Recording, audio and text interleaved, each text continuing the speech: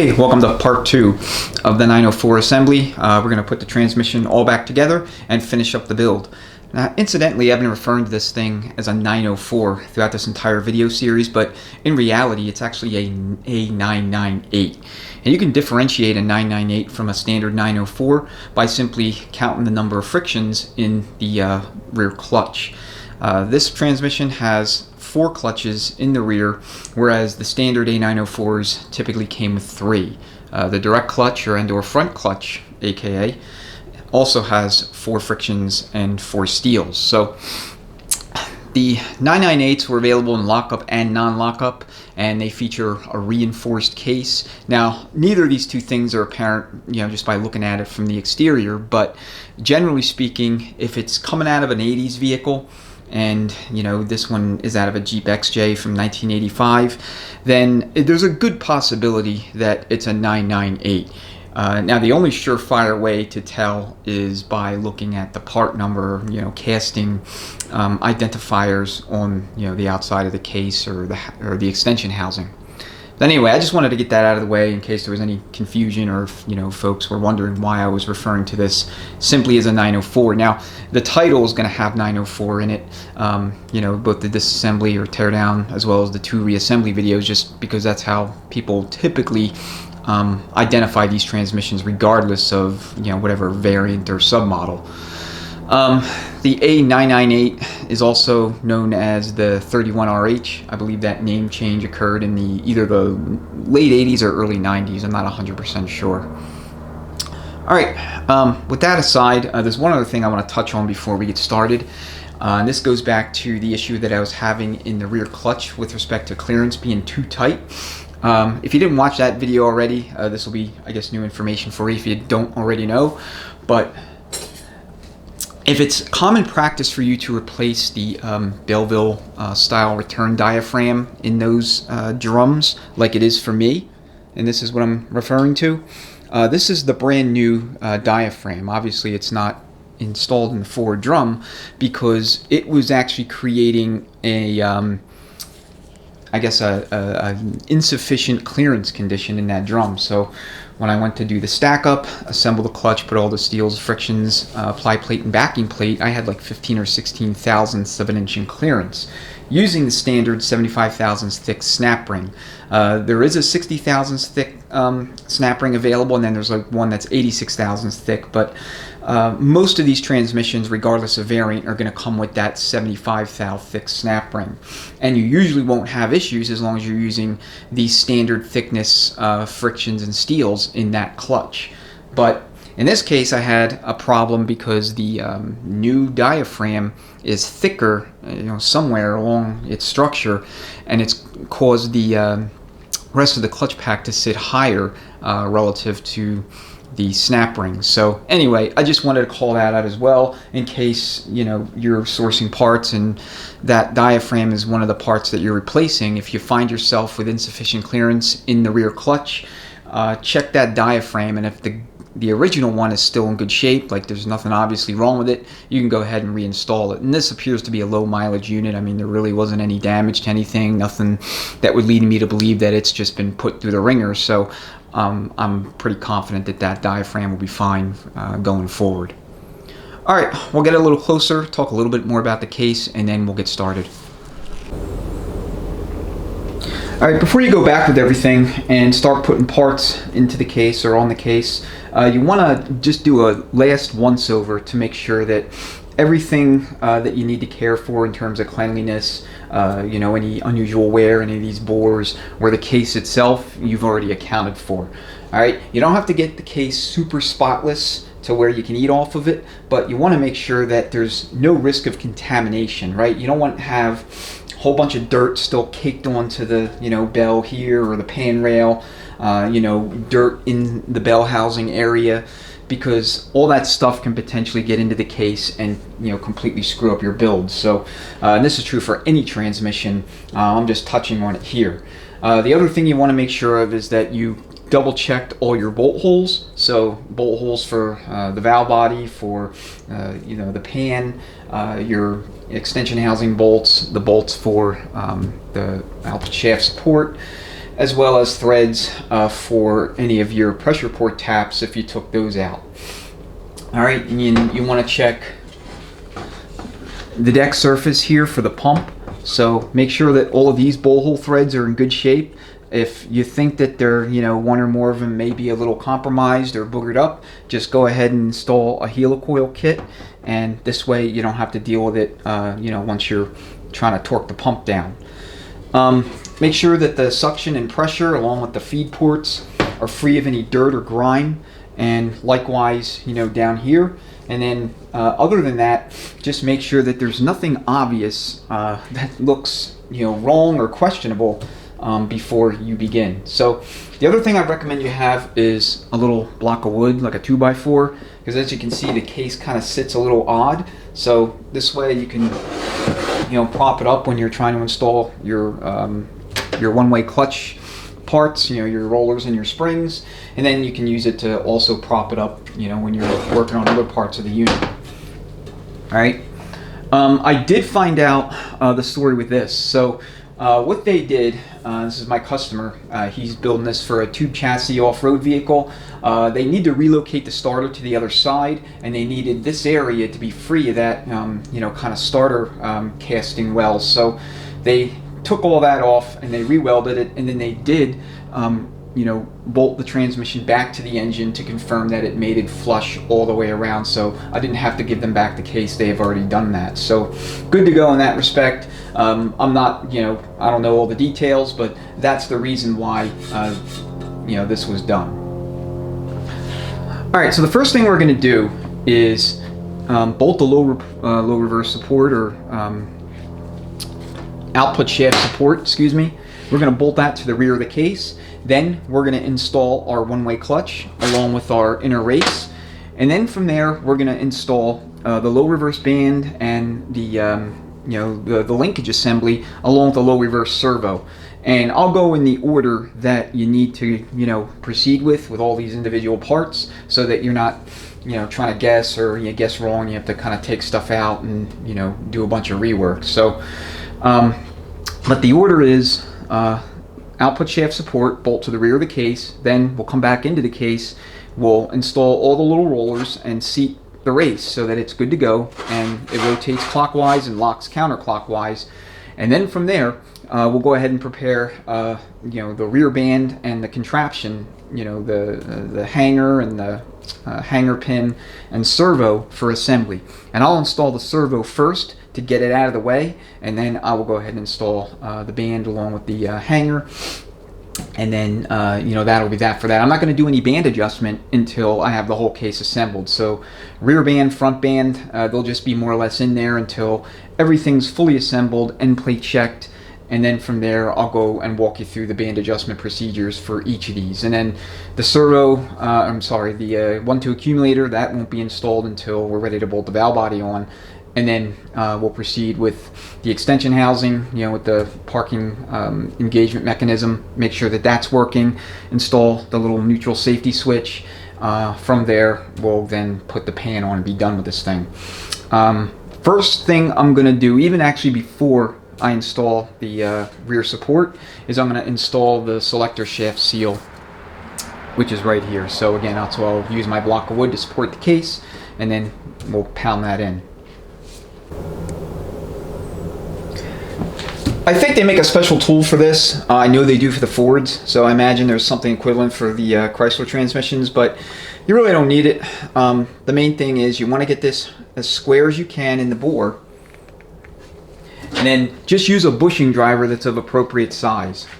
Okay, it shouldn't be any larger than this machine flat right here, because you don't want to take a chance on, smacking it so that you're actually impacting this shelf here on the case that could potentially crack it and damage it.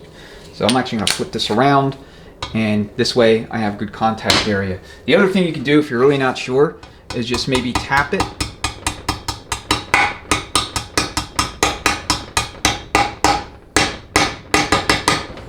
Okay, get it started a little bit, and then we're going to pound it in. Let me actually get another block of wood there.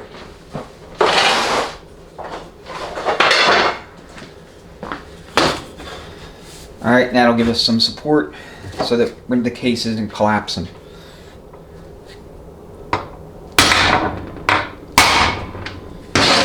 Okay, and that's really it. No need to overthink it. You just want to make sure that this is fully seated. If you're not sure, give a couple more taps. Okay, and it should be good to go. All right.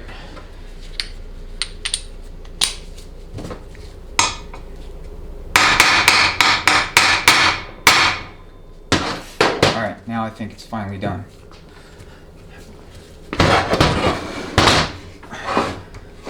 Check it. Looks good. All right, now we're going to stand the case, upside down on the bell so we can install the output shaft support.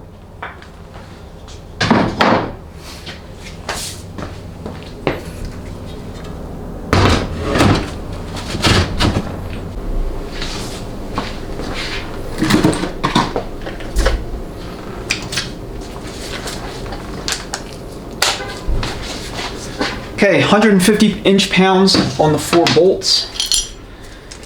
And as I mentioned in the teardown inspection video and part 1, the reassembly, these 4 bolt supports are very, very hard to find. They're not in production anymore, so you want to be mindful of that when you go back with one of these, because I don't want to say invariably, but a good majority of the time, you're going to need to replace the support. Alright, so I put just a little bit of light assembly lube, and then I'll put assembly lube here in the sealing ring pocket for the governor support. And then, like I said, a little bit of light assembly lube on the face.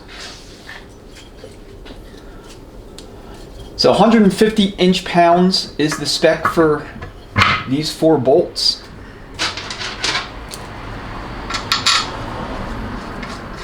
Half inch.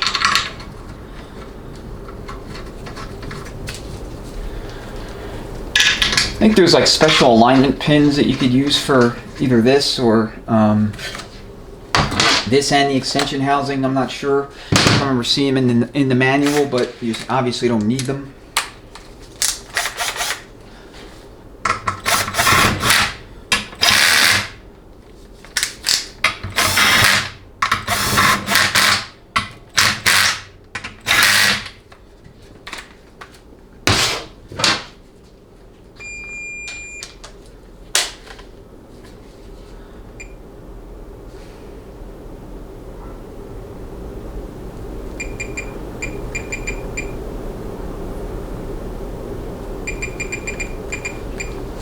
So 150 inch-pounds.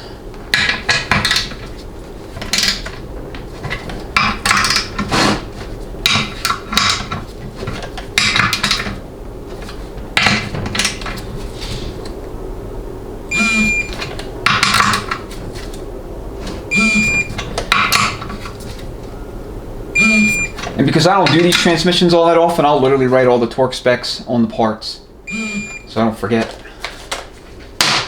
So, you can do that too if you want.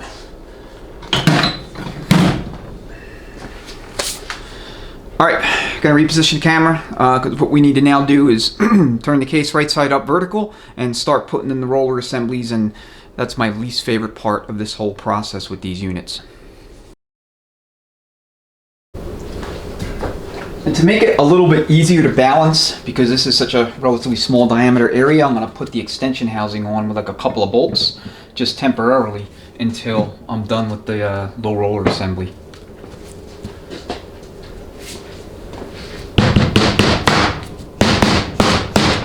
Okay, and obviously as you can see, this extension housing takes 32 foot-pounds when we bolt it on for the last time.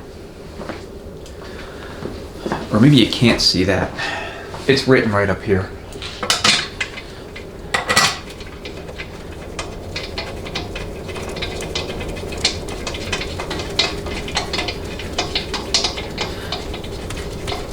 Alright, this is kind of a slip fit, or semi-press fit, onto the housing.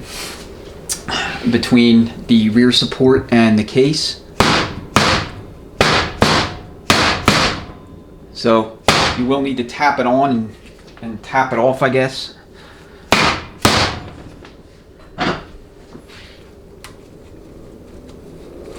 Alright.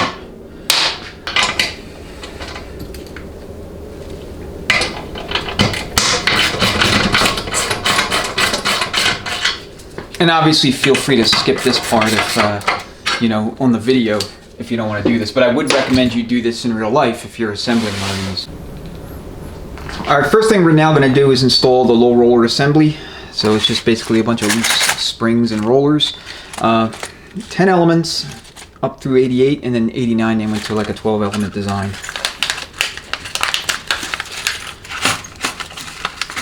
And I'm very clumsy with these rollers, just to, you know, warn you ahead of time. So if I'm fumbling around and dropping things and just making a mess of everything, then I will go off camera, finish up the installation, and then we'll bring you back when we're ready to install the inner race.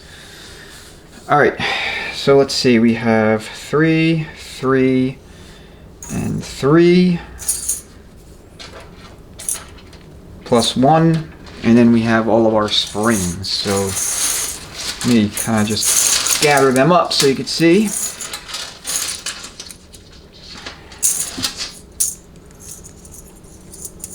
And there they all are.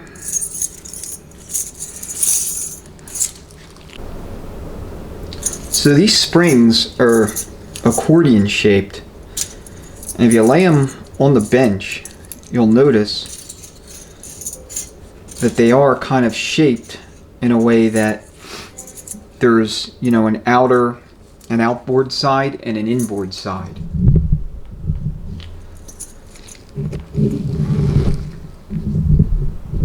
I'm going to zoom in so you can actually see what I'm referring to here. So you're going to have a spring, and then you're going to have a roller, and the roller is going to be located here in relation to the spring. Just like that, and so forth, all the way around. Okay? So, roller spring, roller spring, roller spring, roller spring, until you run out of them. And once they're all installed, then we'll go ahead and install the race. So, here's our race. And then that goes in clockwise. Alright, let's see how I fare with these things. Reposition the camera so you can see into the case as I'm doing it to the extent possible. And then, like I said, if things start to go south rather rapidly and I begin to embarrass myself, I will save face by cutting the camera and then bringing you back when everything is all installed.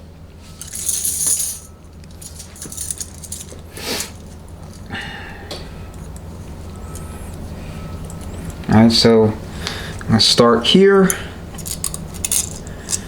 And actually, I don't know why I didn't even think of this first. There I go, I'm already dropping them. I'm going to put some assembly lube in here to kind of give some, something for the roller and springs to sit in so they don't just fall around all over the place. And it's probably a good idea to lube up the inner journal of this support as well, and you can lube the outer journal while you're at it, or the inner diameter I should say while you're at it. Okay, nothing wrong with doing that. And then here's what I was referring to. I was looking at the outer diameter, but I was meaning to talk about the inner diameter of the support versus the outer diameter of the cam. See how I get my words minced? I really don't like these, loose roller assembly type deals. They're not my favorite, not in the least.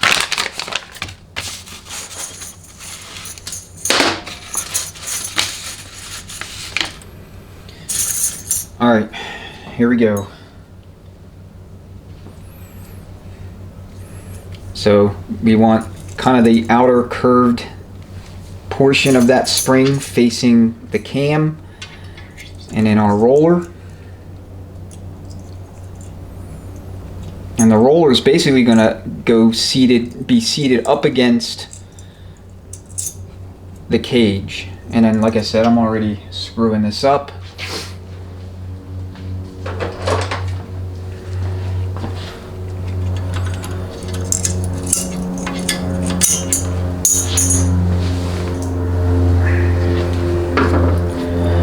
Not my favorite, not at all.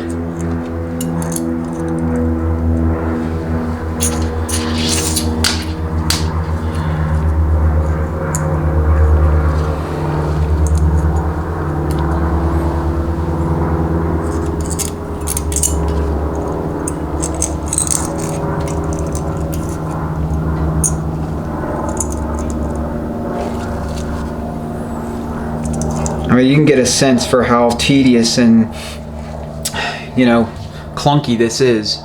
So I'm going to do one more on camera and then I'll shut it off. And then once we're ready to seat the inner race, I'll bring you back.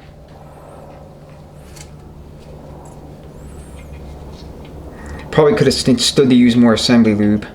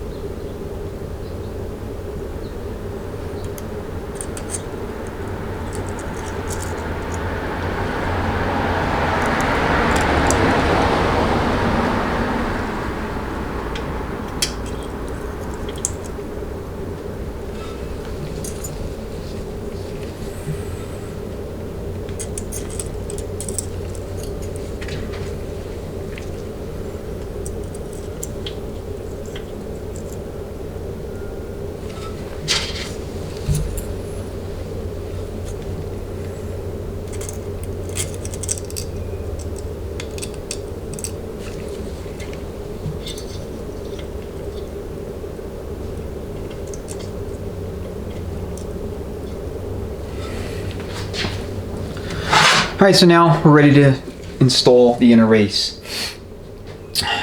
So let's see what happens. And like literally getting these things in is only half the battle. The other half is getting this race installed without tipping one or more of these rollers over.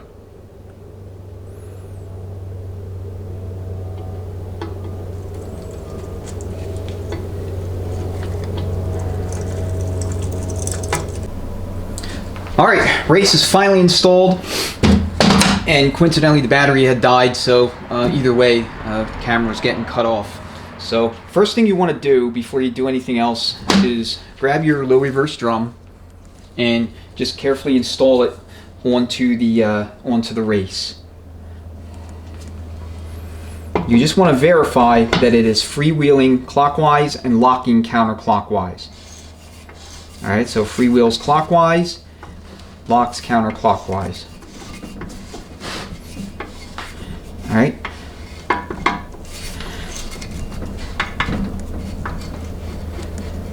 And just carefully remove it. In fact, just pull it straight up, don't twist it.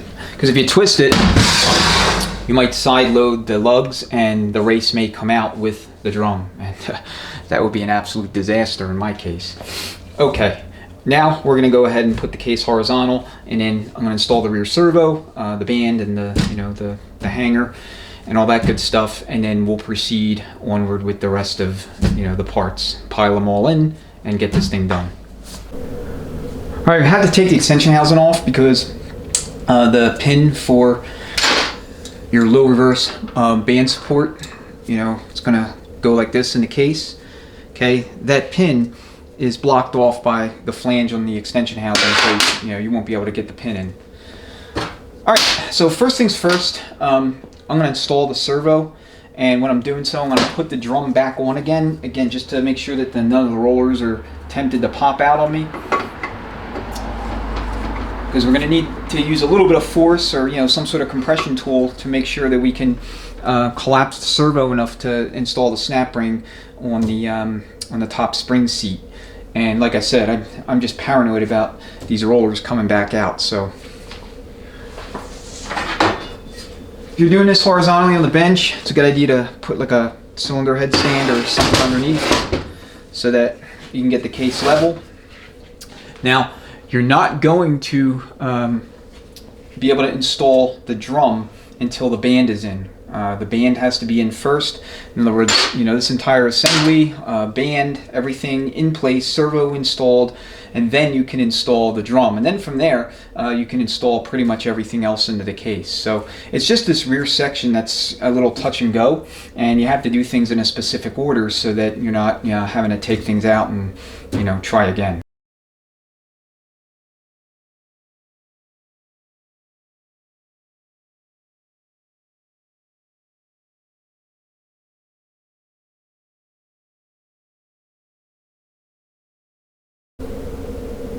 Alright, the first thing I want to do is install the servo and get it out of the way, and then we'll go ahead and install the band with the linkage and everything, and then move on. So plenty of assembly lube in the bore. And then on these servos, for all these transmissions, this general transmission family and extended family, including the 4-speeds, it's just generally best practice to upgrade to a Sonic's or equivalent, something billet servo assembly, because the factory servos are often worn, especially in the 727s and the corresponding 4-speeds. You don't want to go back with a servo that's maybe compromised and going to cause the rear band to burn up. Alright, so this is going to go in the case just like this. Okay. Alright, in part 1 you saw the assembly of this whole deal. And then you're going to have your primary return spring, your top spring seat, and then your snap ring. Okay. So it'll go like that. Alright. So want to get this positioned. And then if we need to, we'll kind of help it. Slide on in, get that lip seal past the snap ring groove. And then get it in there. Alright, this is going to be your apply port right here for the low reverse band. Now, once we have everything set up and band adjusted and go through that procedure, it's just done. We'll go ahead and we'll air check.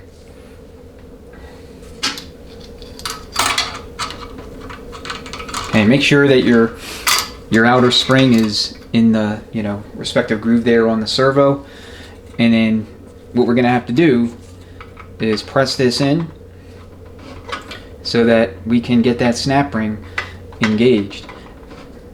All right, and now if I had a third arm and a hand or a helper, I could probably do it, but I'm gonna need to have something here to aid me in compressing the spring so that I can get the snap ring in, at least get it in safely, quote unquote, without either marring the case up, screwing something up with the seat, or just embarrassing myself on camera. Okay, so here's what I've come up with. I have the mainspring, everything in there, the snap ring positioned, and so I have, I guess, a yay-sized bushing driver. Okay, I'm gonna use that with my C-clamp, and I'm gonna compress this all the way down so that I can get that snap ring grooved exposed, and then from there I'll install the snap ring, and that should be it. So just a larger C-clamp should work. You can use a valve spring compressor too. If you have one that fits the bill, that's fine. I have one too, but it's not the kind that allows you to lock it down into place. It's all just a big handle.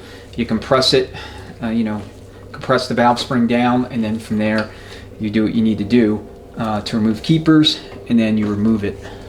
So just make sure that the C-clamp is stable on the on the bottom side here in the case.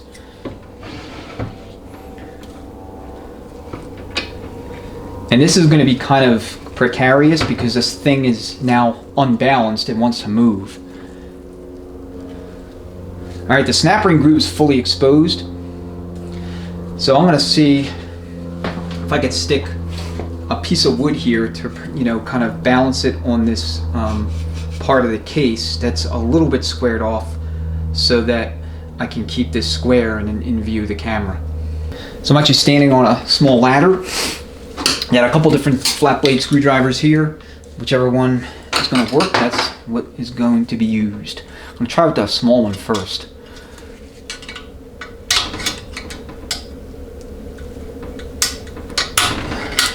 Main thing here with this, actually let me switch to the big one. The main thing here with the snap ring is you don't want it scratching the bore.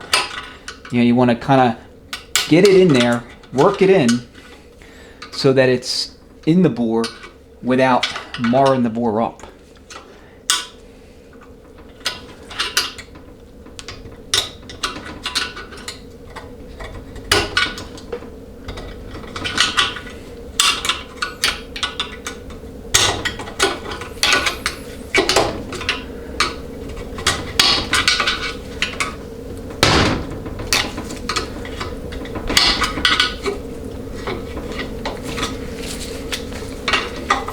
It's okay if you mar up the snap ring, it's spring steel, but you know, you just want to use some care with respect to the case bore.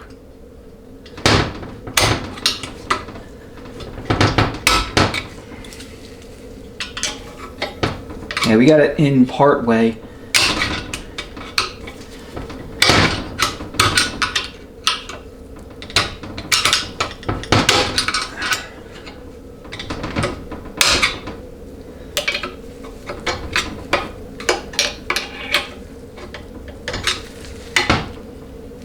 Alright, and then this is fully bottomed out.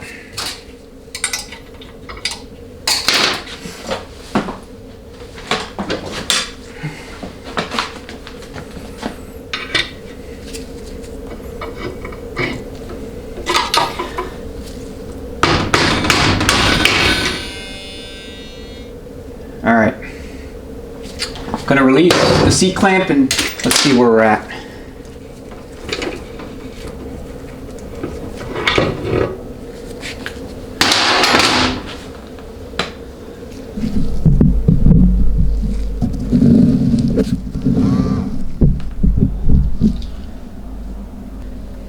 Alright, that part of the job is done, so now we'll go ahead and proceed with the band installation.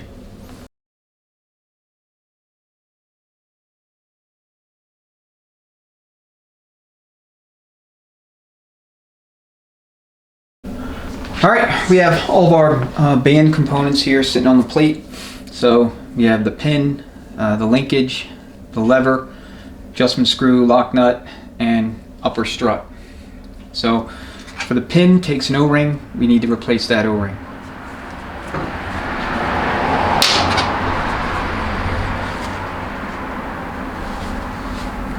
Now believe it or not, these O-rings can be tricky to get off. You always cut them off, but when I get in there with a pick, if you can. Alright. And then just put the new one on, and that was it. Alright, a little assembly lube, and then set it aside. Alright, next, let's get rid of the drum. Because you see this lip here on the drum, if you try to keep the drum in and install the band, it'll never make it past that lip. So the band has to be in first, then you can install the drum for the last time. Alright, now what we're going to do is grab our band anchor assembly. And so you see the flats here. As I was mentioning earlier, these flats go facing the outer wall of the case. And then of course grab your band lever. So your pin is going to go right back here into this port, and like I said, the extension housing covers this. The flange on the extension housing will prevent this pin from ever walking out. So just get it in position, and then go ahead and have your band lever. Again, you want the flats facing the case wall.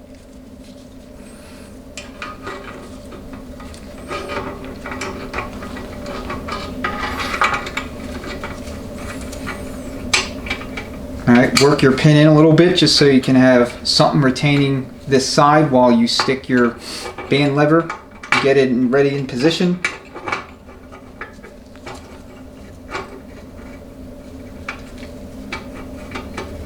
and then push it on through.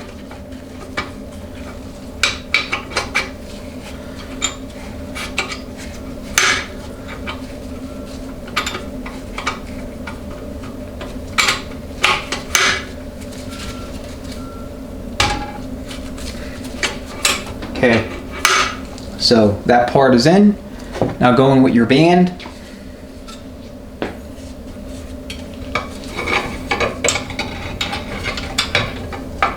Come like this. Rotate it so that the band makes contact with the bottom lever. And then just grab your top lever and you're going to come with it horizontal. Okay, with the long axis going longitudinally.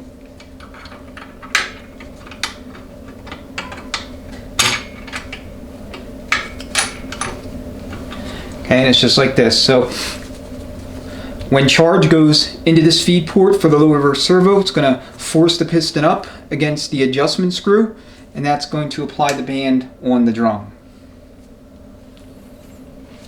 Alright, so while you have it kind of like this, go ahead and install your drum.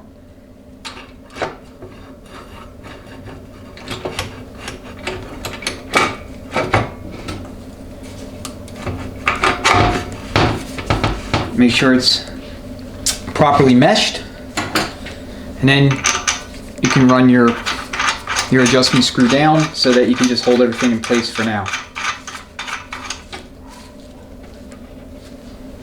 And then the nut, you could leave off for now. I mean, you could put it on too, it doesn't really matter. Like I said, I'm not going to go through the adjustment process until the case is fully assembled. I just want to make sure that these components are stable.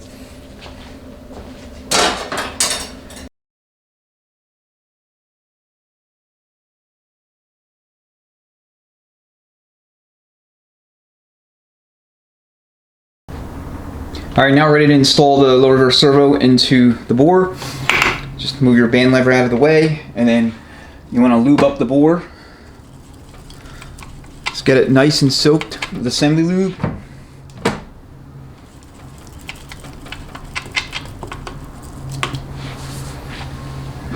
And then do the same for your lip seal. Alright, like I said in part 1, I had already installed this thing with the Sonix plug installed instead of the factory one that you see here now, and realized that it would not work with this particular transmission. And the reason for that is, again, another arbitrary uniqueness with these Jeep A904s, or I guess I should say 998. Okay, main thing here is you want to make sure that that lip seal gets past the snap ring groove without getting caught up on it. Other than that, it's a very straightforward deal. Alright, make sure that your mainspring is fully seated into its respective groove on the piston, and then position your spring seat. So what I'm going to do is I'm going to put this bushing driver, and then I'm going to compress it, by hand, so that I can get the spring seat here past the snap ring groove, and on pretty much all the way around, and then I'm going to quickly install a seat clamp so that I can seat the snap ring.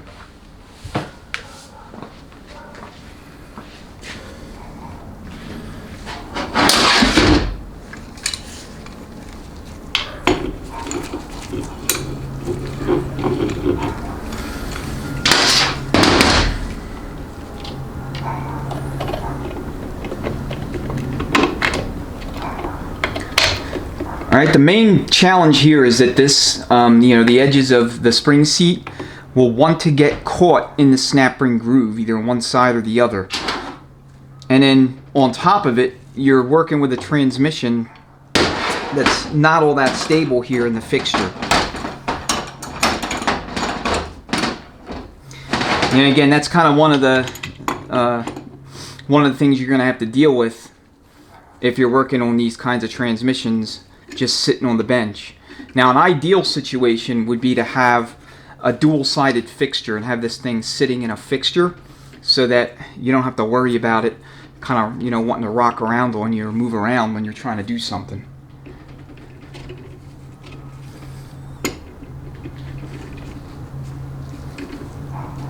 Alright. Oop.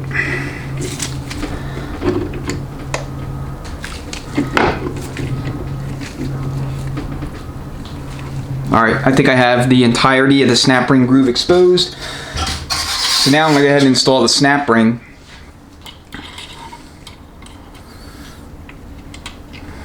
I think it went this way, but I'm not sure. It's just a little bit advantageous for me to get this, have this groove here, or this cutout on the left side. So I'm going to try to pitch it into the groove and work its way in, you know, all the way around, starting on the left side. And see how that works out.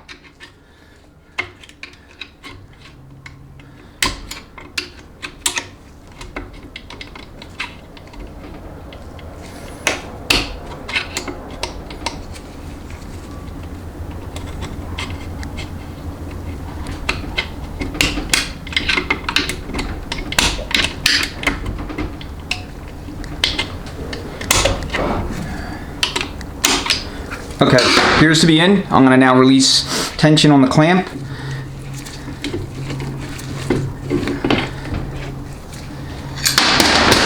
And the main thing is you want to see the snap ring engaged by the spring seat all the way around.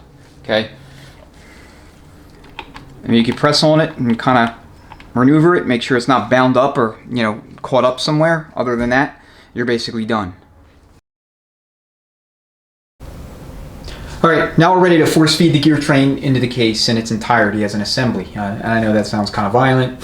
It really isn't. We're just going to gently place it into the case. So a couple things first. You want your snap ring that secures against the number 4 washer.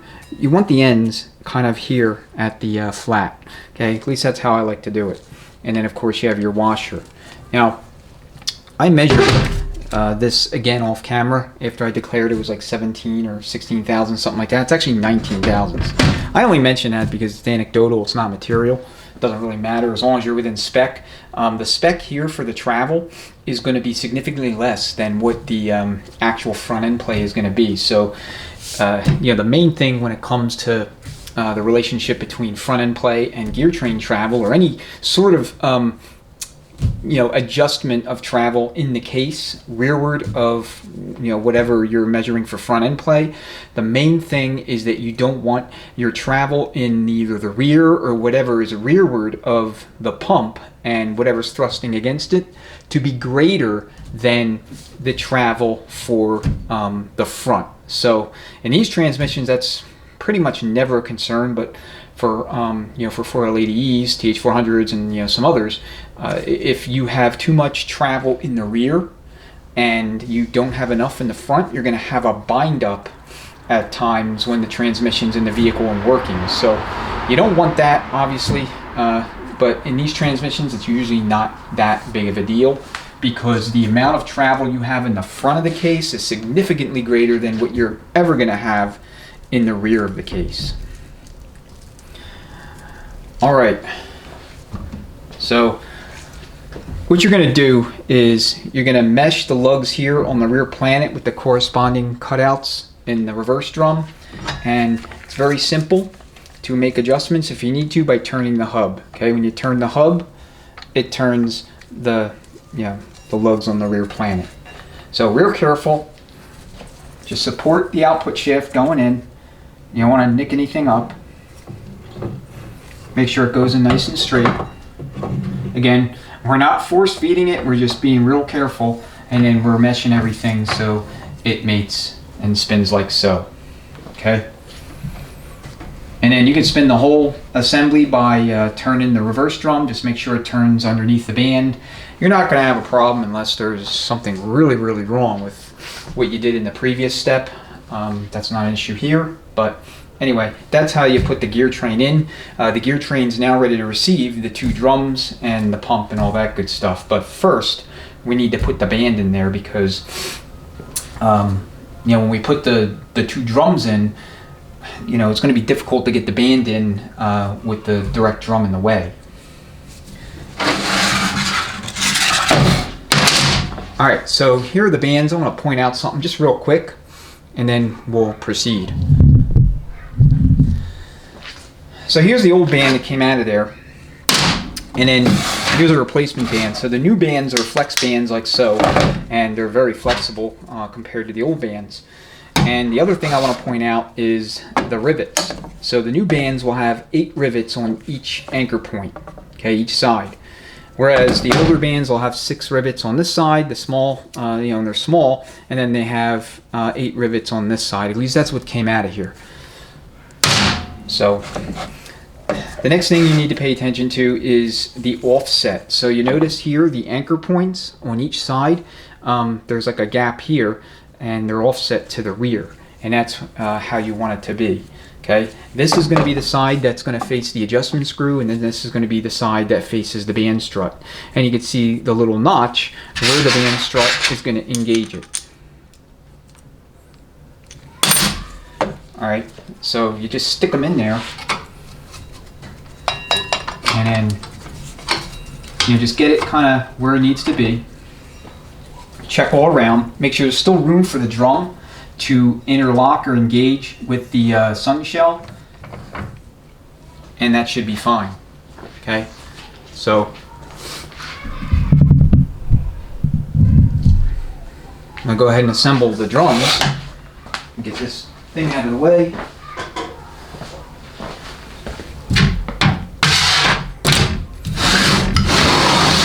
Okay, we'll ready our drums. So there's 2 things we need to do. First, we need to put our number 3 washer, okay, where it needs to go, and then we need to put our thrust race where it needs to go. So this is 71 thousandths, okay. Always keep track of the thickness of your washers in case you need to make adjustments so that you know what you're working with as a baseline.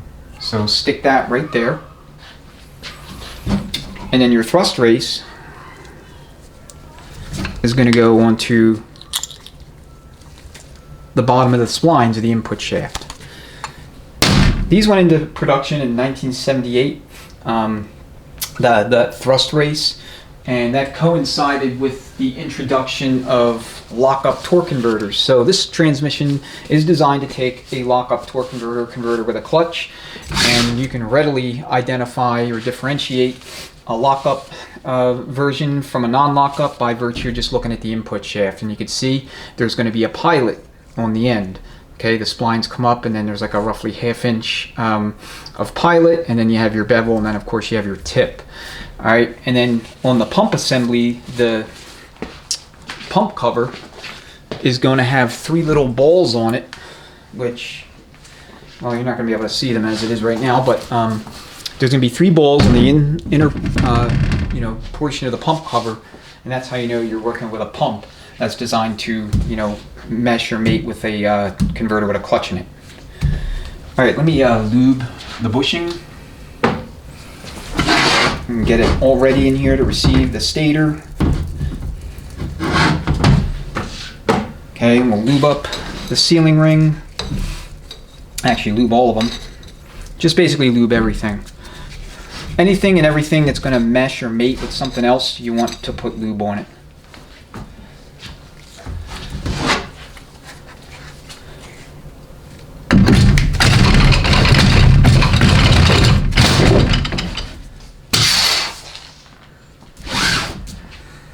All right.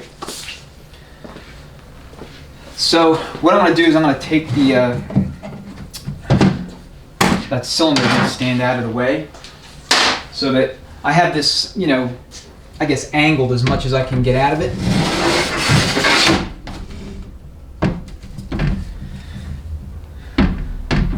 And this case is somewhat eccentric, so try to stabilize it as best I could.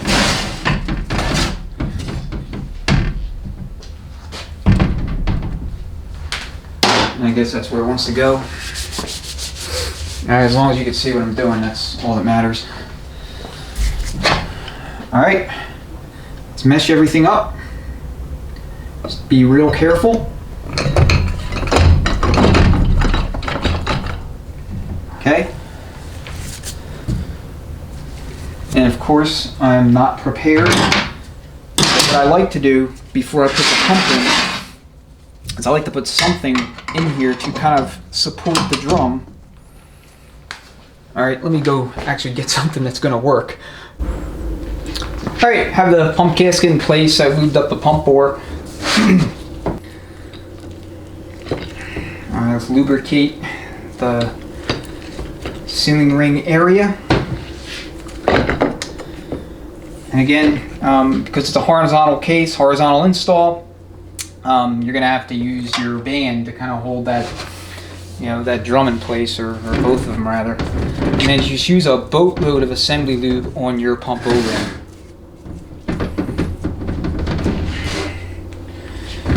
All right, just make a quick check.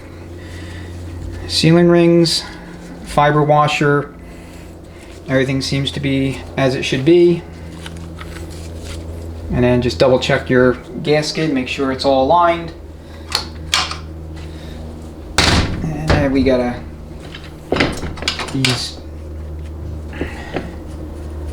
get these drums ready.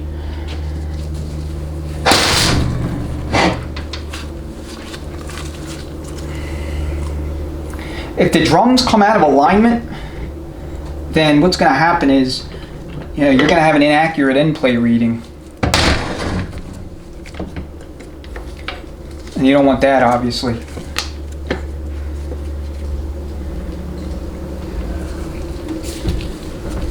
So make sure you got a really good firm grasp. The little vent hole at the 9 o'clock position, or excuse me, the 11 o'clock position, will be on the bottom relative to how things look from your point of view.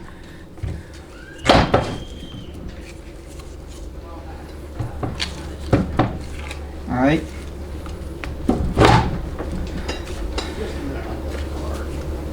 Hi.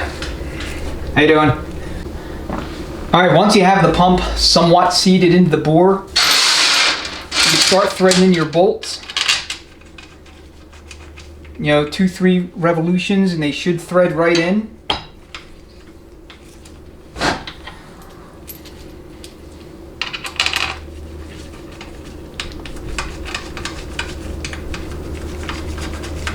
So just check them. And then you're constantly keeping an eye on your drums. I mean, when the transmission is somewhat horizontal like this, you gotta constantly check to make sure that nothing's coming out of place. There should be no tension on these alignment dowels. That would indicate that the pump is really cocked sideways in the bore. And then you can run the bolts down by hand, just as to serve as a backstop. Because then now we're going to take our drift, brass drift, and we're going to tap it in. Now there's a checking port right here, right where my finger is, and I'll show you once the pump's in. But you want to keep an eye on that port, because then you can see the pump's progress relative to the deck surface on the case. Okay, so the pump as it is right now is cocked forward so that there's a lot of gap up here at the 9 o'clock position. So here's your vent tube, or not tube, but your vent port. So I'm going to start tapping here, and then I'm going to just go all the way around. And I'm going to keep an eye on my drums.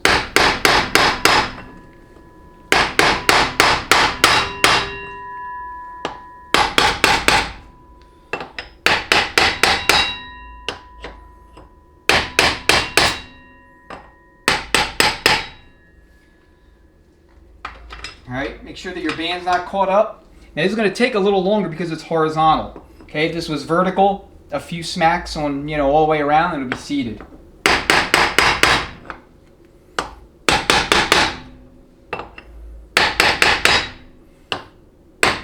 And then the other thing is stay away from this port when you're tapping.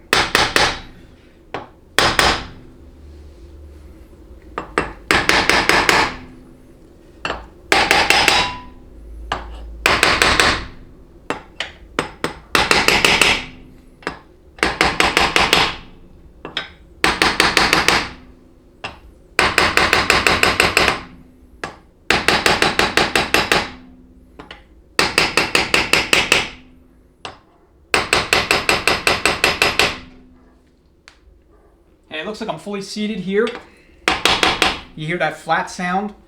It's not like a hollow thwunk, it's more of a flat, just, you know, like, I don't know, one solid object hitting another. No sound is, you know, there's no voids that the sound waves have to pass through, however you want to say it.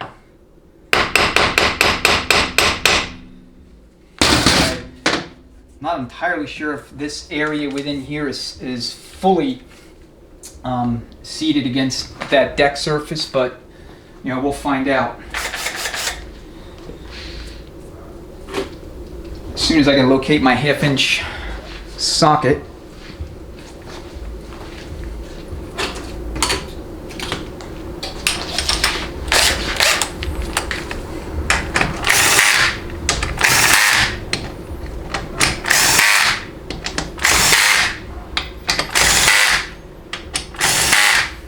A low power impact is fine for this. You don't want to use anything too aggressive. Speed wrench is also fine. If you see the pump starting to move when you're, you know, zipping the bolts down, just stop and go at it again with the drift punch. All right, I'm going to actually reposition this just a little bit.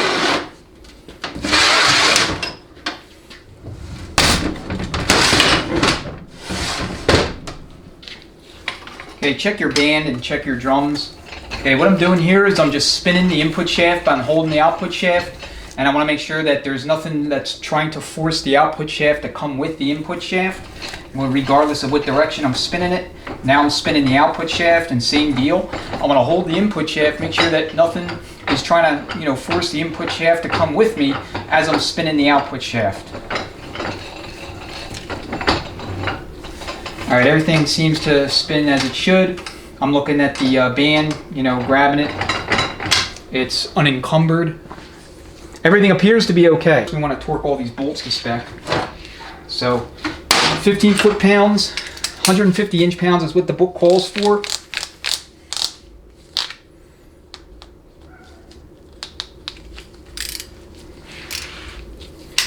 So just do the best you can to keep the case stable. I like to lay my arm across it just like this as I'm going around.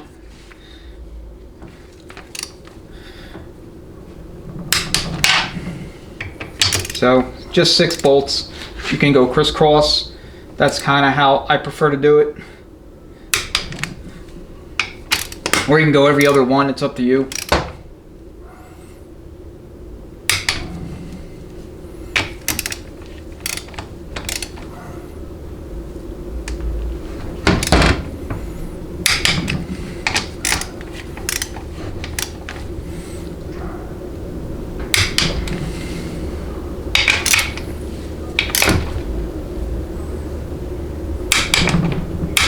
And then just check them. It's always good to check.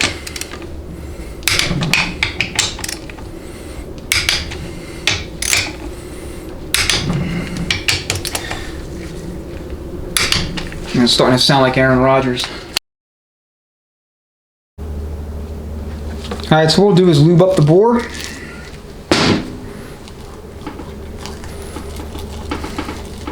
Get it nice and saturated. And then do the same with your piston assembly.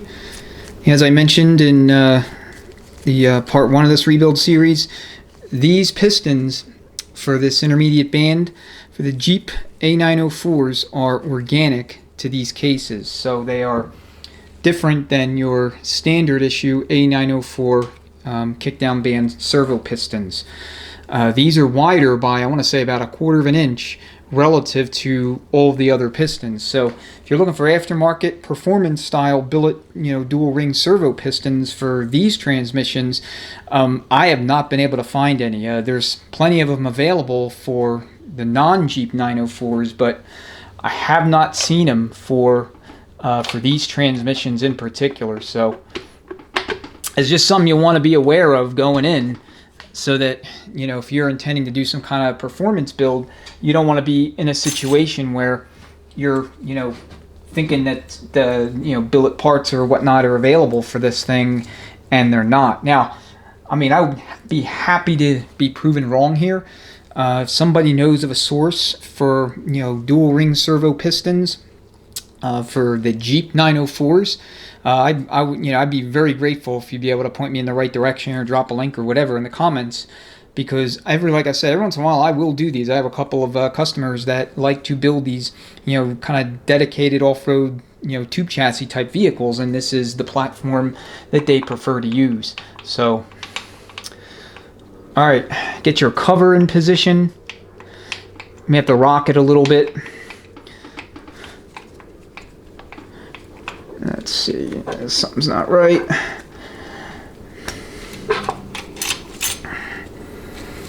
These covers can get worn sometimes. I mean, I'm not going to get any lube in there, but I don't want to get hung up on the pin.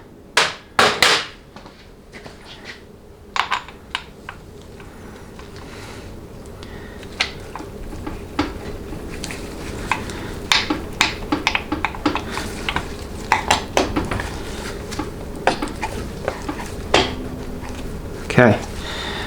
All right. What we're now going to do is I'm going to grab a C-clamp and a bushing driver so that we can, kind of press that on and down, expose the snap ring, and then install the snap ring.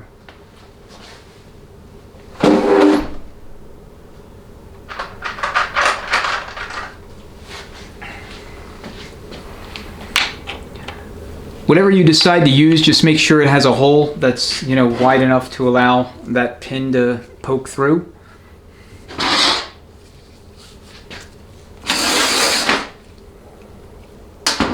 And actually, I'm not going to have room, so I've got to move the camera back a little bit, and then we'll continue.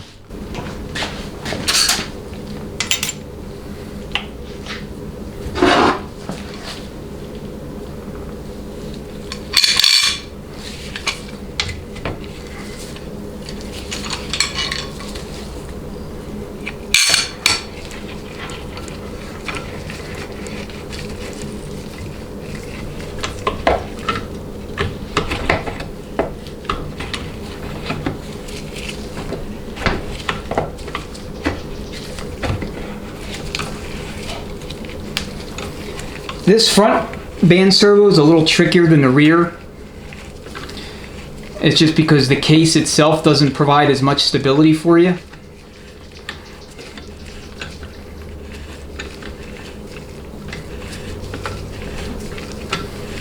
And you are compressing this piston a little bit further in the bore just to get a clean shot at the snap ring. Alright, so I gotta hold the C-clamp while I attempt to install the snap ring. And I want to have the ends of it kind of, straddling the gap here where the band lever goes.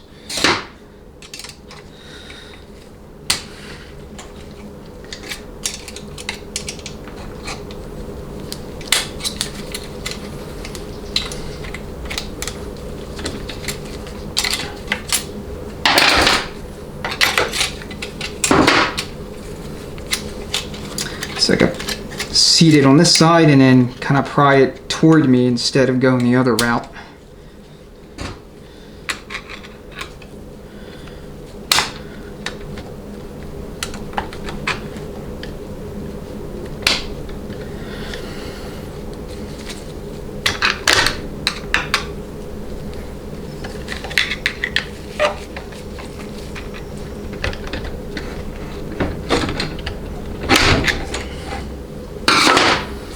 There we go, one side in.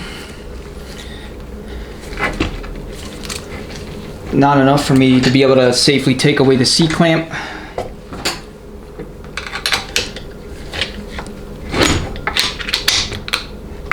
And of course, it just wants to come off.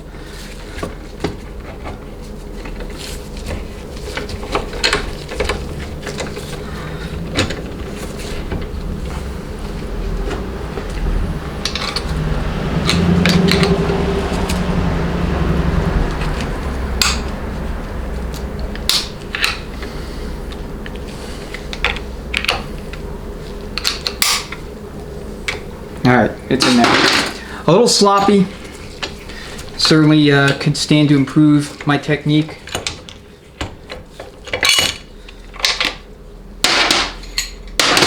But got it in. That's all that matters. No damage. A little bit of scoring on the cover, but that's not the end of the world. Got the end straddling the opening. So, okay, for your lever, what you're going to do is you need to get your pin ready, and then you're going to need to grab a 1/4-inch square drive and the lever plug.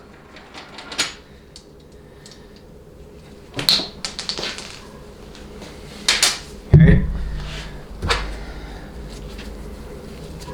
So your lever is going to go like this.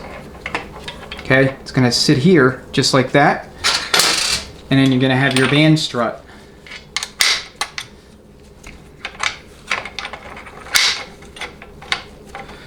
And the idea is you want to make sure that it's not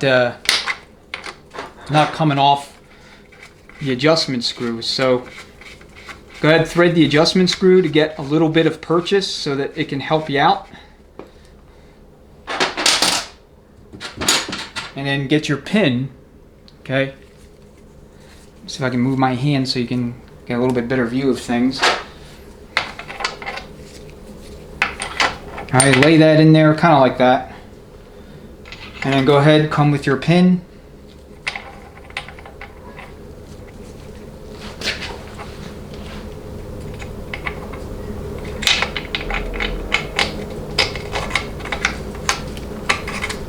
And then make sure you have it on the lever, or inside of the lever, I should say. Then just push it all the way through. And make sure it's making good contact. Get your strut, and make sure that this little notch is engaged in the little tab that you saw earlier on the band. Okay, just like that.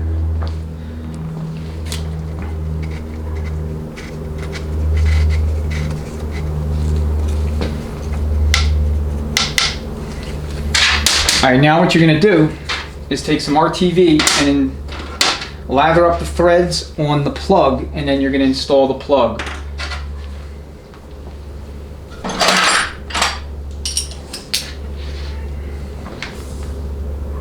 Okay, just put a little RTV.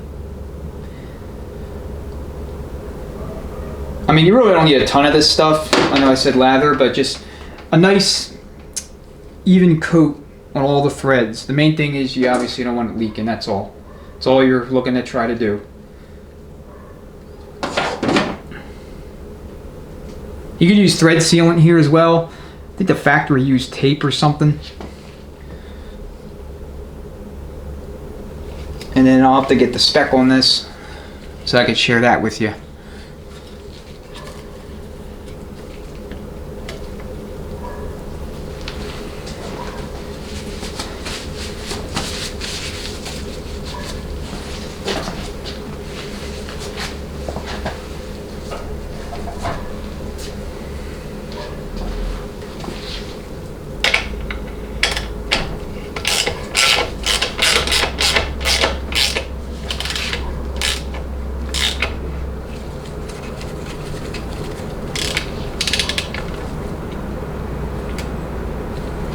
Alright, the pin's going to have some lateral movement. It'll float, so to speak, but it's not going to come out or anything like that.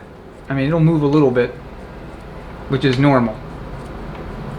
Okay, but as long as you have the plug in there, you're good. So this basically gets 150 inch-pounds, so that's what we're going to torque it to, and it may already be at that torque.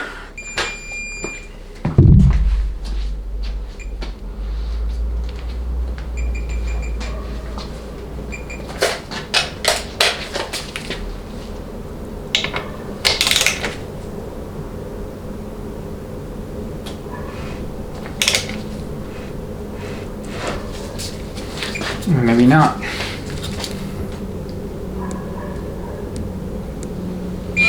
There we go. Alright. Like I said, these cases are not the most stable in the world, so you constantly have to be after them because they'll want to slip. And, they'll slip off the stand, they'll slip off any blocks of wood you might have.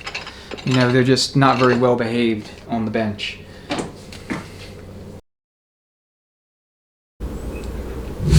Alright, what I'm going to do is install the rear seal for the extension housing, and then we'll flip it around and we'll install the bearing.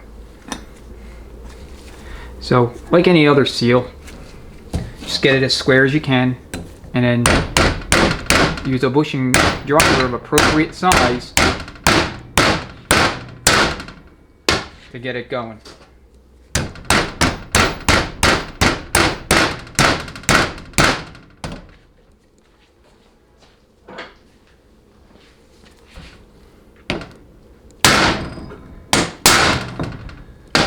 Hey, once you're satisfied it's square, just one or two really firm smacks and you're good. That's all it needs. Okay, make sure the inside's clean. And then I have the bearing, it's been soaking. So these bearings are very difficult to find, if not impossible to find, for these particular transmissions. The Jeep transmissions. Most of the bearings, they go on and there's a groove for a snap ring and it's secured. Snap ring secures it and that's it. The inner diameter of these bearings is different. I can't remember if it's larger or smaller. I think it's smaller than non-Jeep A904s. So if this bearing, on your 904 or 998 transmission or whatever is no good, it's making noise when you're rotating it, moving it, then that's going to be a problem, at least potential problem, from a new parts standpoint. I mean, you have to get lucky and maybe find new old stock or something, but it's going to be tricky otherwise. So hopefully you don't have that issue. This one is fine. I have no qualms about reusing it. So that's what we're gonna do, and it just uses an O-ring and it just goes in, kind of a slip fit, and that's it. Okay, you should be able to do this. If you can't do that, then the O-ring's no good. Alright, now what we need to do is go ahead and install our governor support, parking linkage, and all that stuff to the rear of the case, and then we can then go ahead and install our extension housing, and then from there we'll do a front end plate check. Alright, with the extension housing all prepped, now we're ready to go ahead and set up the governor support and get that ready for installation onto the case so that we can bolt the extension housing to the case.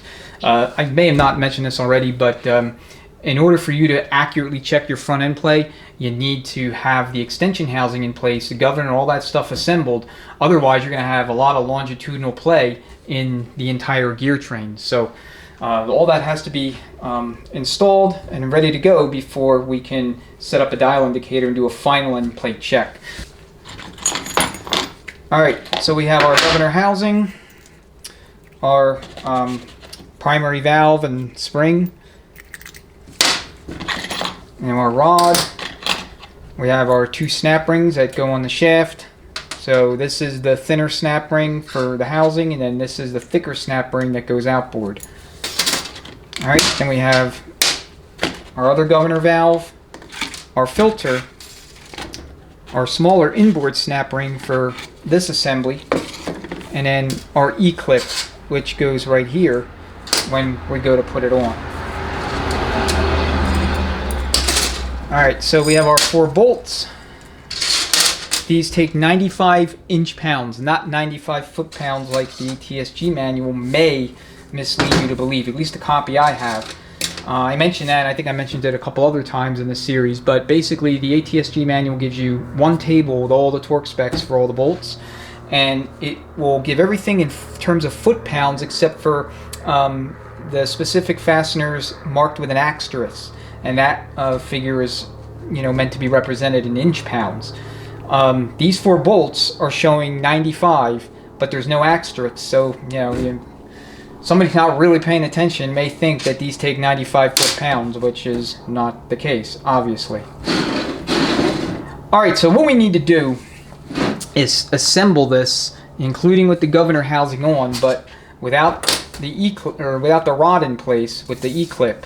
Okay, that needs to stay off, because what we need to do is make sure that we align this this through port with everything else we have going on here, so that when we bolt this housing, or this, yeah, it goes this way. So when we bolt this on, we have access to this, through port here for the governor rod. Okay. Alright, so first things first, we have the old ceiling rings. They need to come off. So we have a butt cut ring here on the top. And then we have an interlock ring, or, click or snap type ring on the bottom. Alright, as I mentioned in a lot of these videos, whenever you can, keep all the old snap rings, or not snap rings, ceiling rings, lip seals, things like that in place if you're not familiar with the unit, so that when you're ready to reinstall their replacements, you can directly compare to make sure you have the right parts. Every once in a while, you'll get a kit that will have either the wrong parts, not enough parts, and you got to go, figuring out what you need. And that becomes more difficult if you don't have the original parts.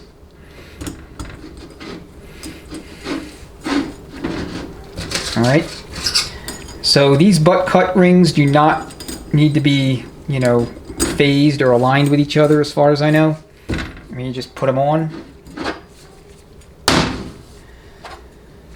Alright, so for the governor, what we need to do is we need to install the little snap ring here.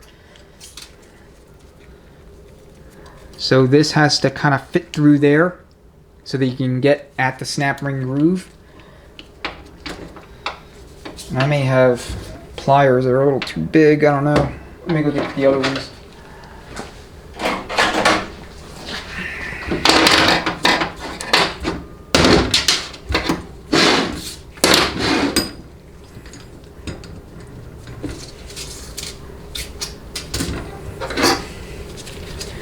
I'll flip them around.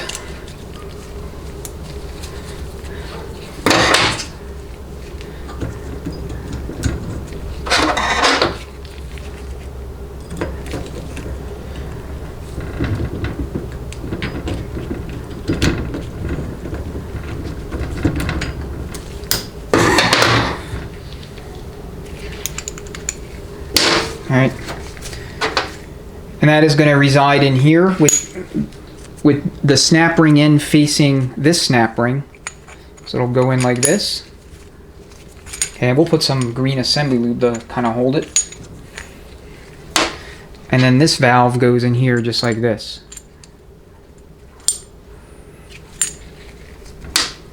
Alright, and then that rod and that E-clip.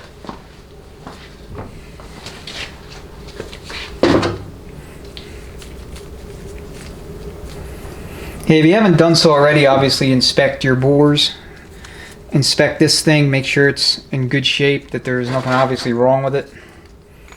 I mean, all obvious stuff and stuff that obviously should have been done, by time this point rolls around.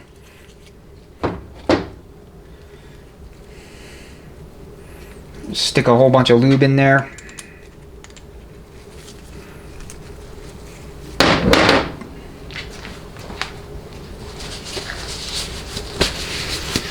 Okay, so in this pocket right here is going to be the location for your governor filter.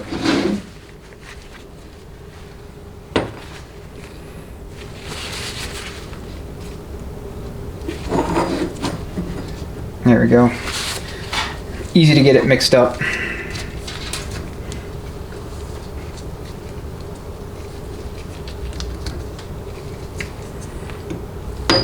So just like that.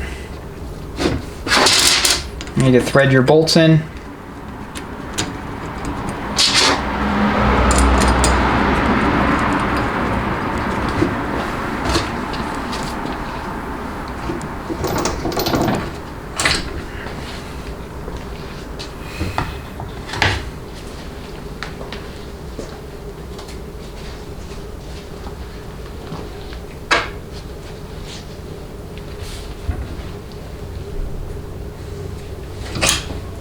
These are 7/16.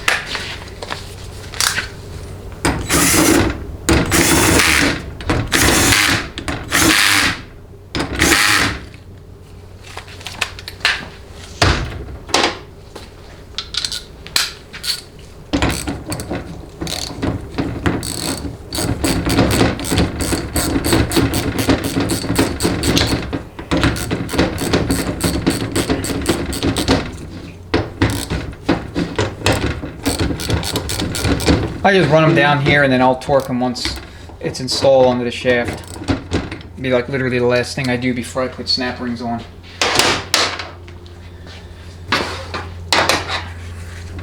Alright, so I'm just going to get this straight up and down.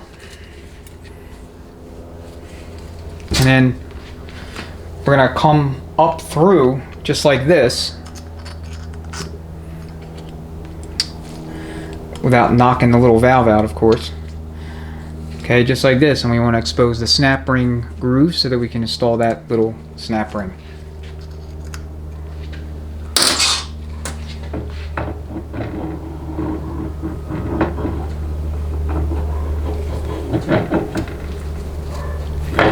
So let me put a little assembly on.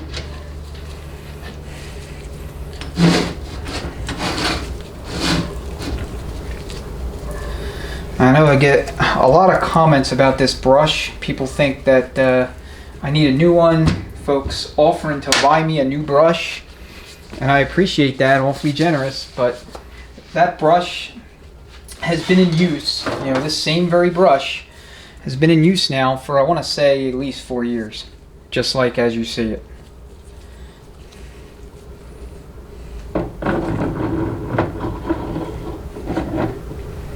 So like I said, do the best you can to line it up so that when it splines on, everything will line up as far as the rod is concerned. Stretching out in all the way.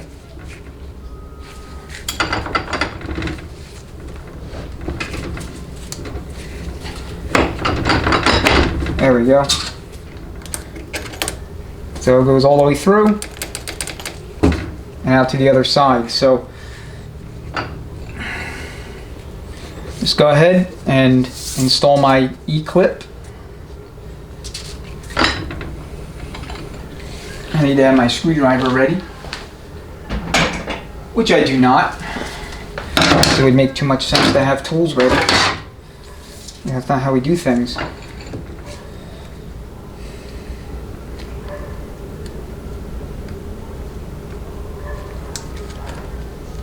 Now this is going to be real tricky, actually.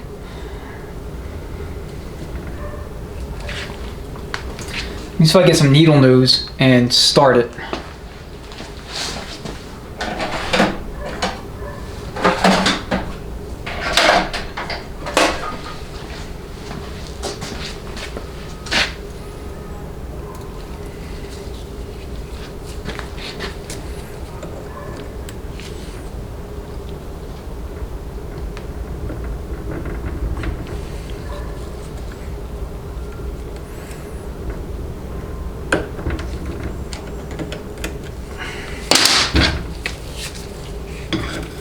Get a big giant screwdriver.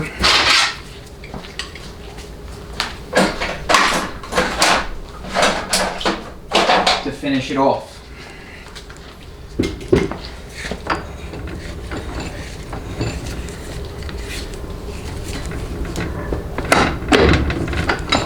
Alright, 95 inch-pounds on those little bolts.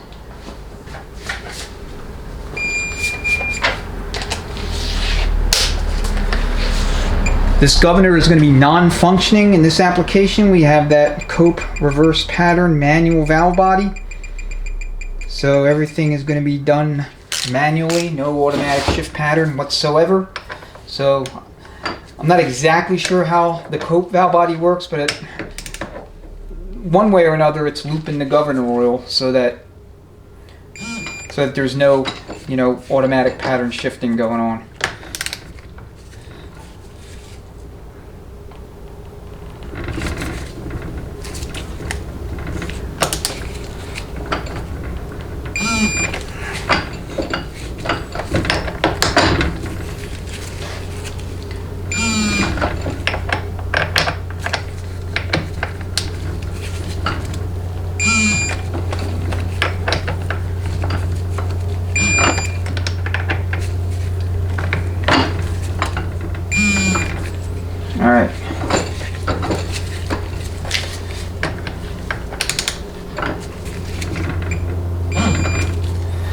Again, like anything else, just check it.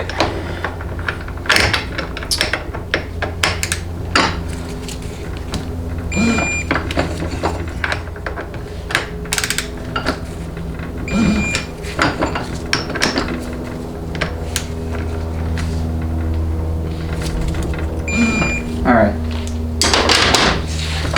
They're not gonna come off. Okay, you have two snap rings.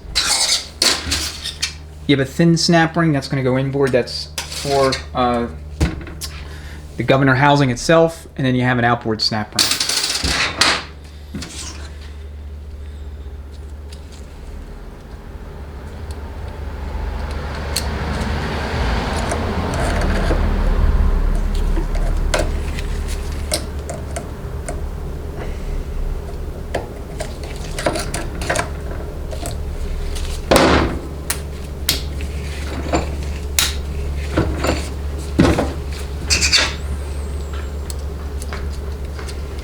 And again, no particular clocking order when it comes to where the ends are. It's not that I'm aware of.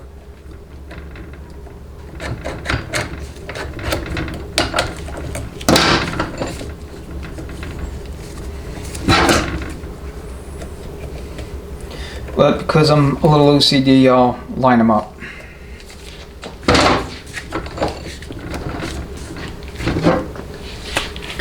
Alright, our extension housing is ready.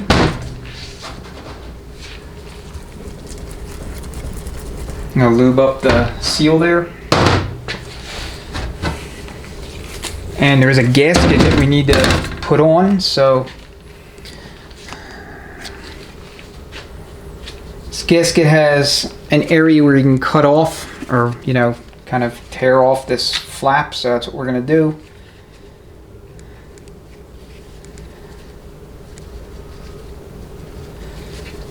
You could take it off whenever, before or after installation.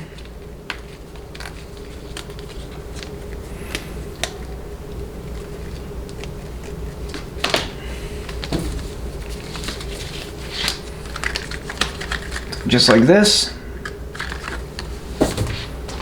So time for some green assembly lube. You don't need RTV here. This gasket should seal without the aid or assistance of any RTV. Okay, we don't need a ton of assembly lube like this either. Just enough to get it to stick just a little bit. Stay in place. That's really all you need.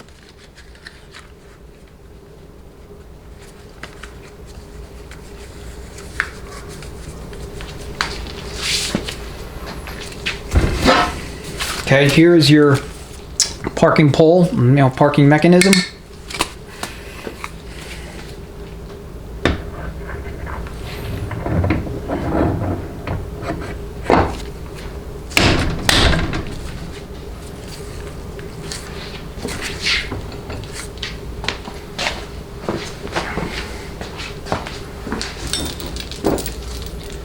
I will get a couple of the bolts started. These are 9/16.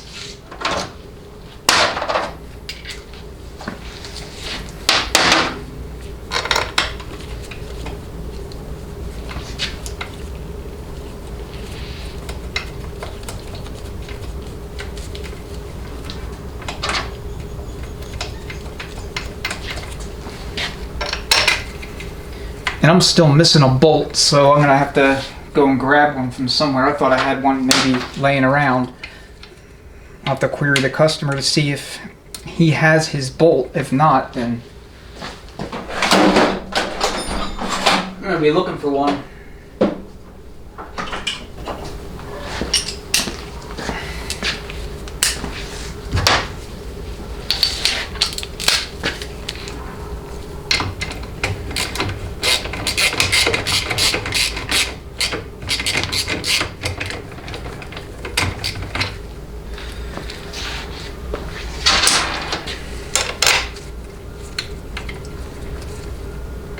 Yeah, these extension housings are kind of a pain. I'm not going to make you sit through this.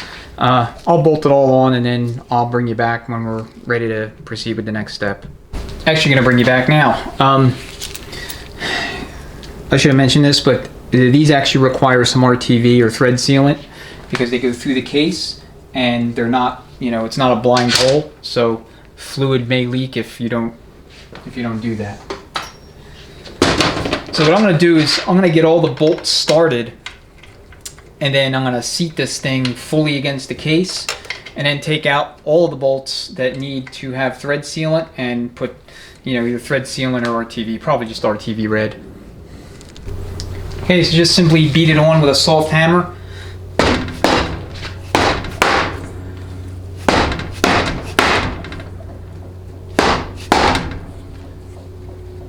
You check your gasket, make sure that there's like no space. It's like nice and tight. So right around here, this little flap that's sticking out.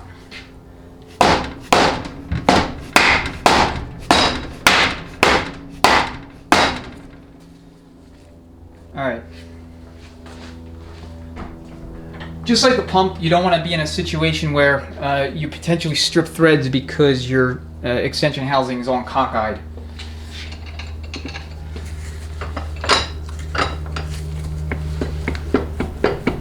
Alright, so you see that? That's really your end play.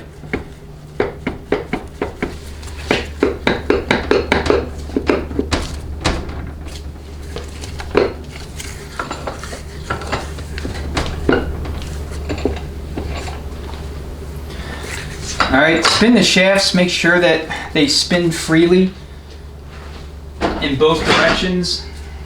If you're going against engine rotation, it's going to be a lot harder to spin.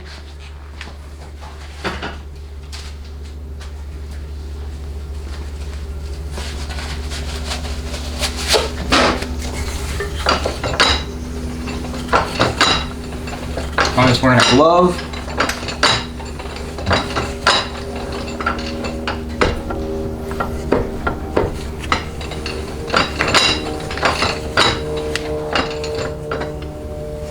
All right.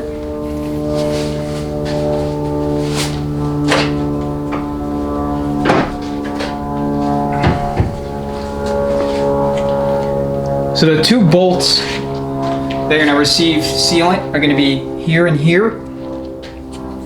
The rest of the bolts go into basically blind holes.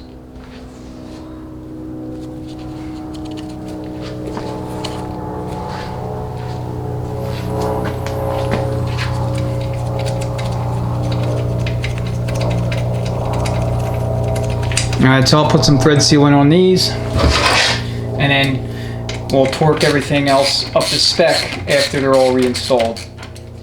I should say these two.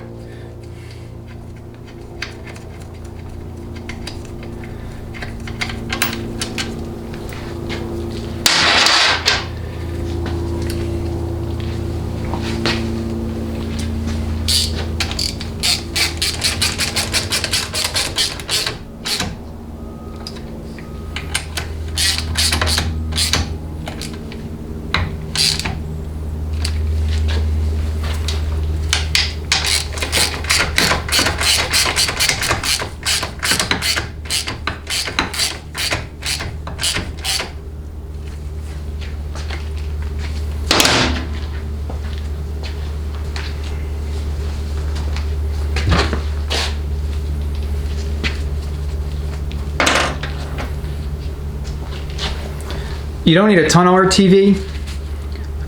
What you want to do is just look at the pattern where the RTV was or the sealant was previous and just apply it in that general area.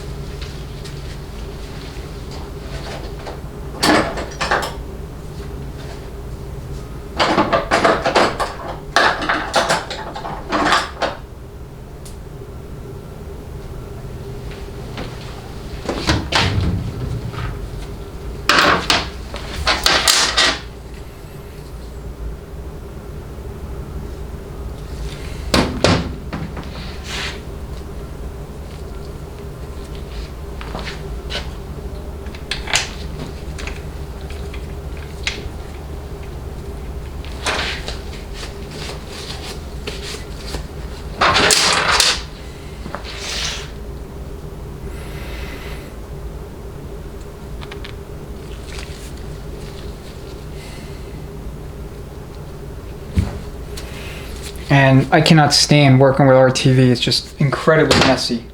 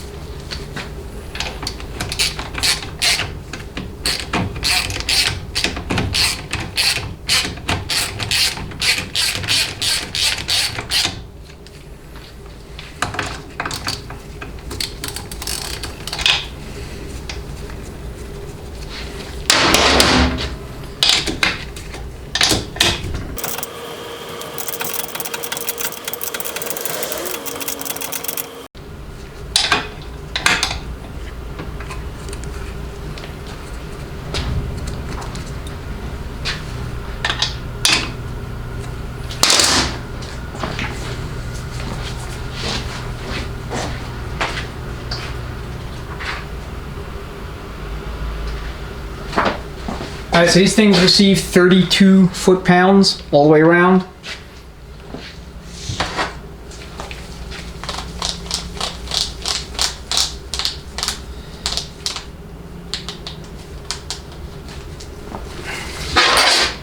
Again, 9/16.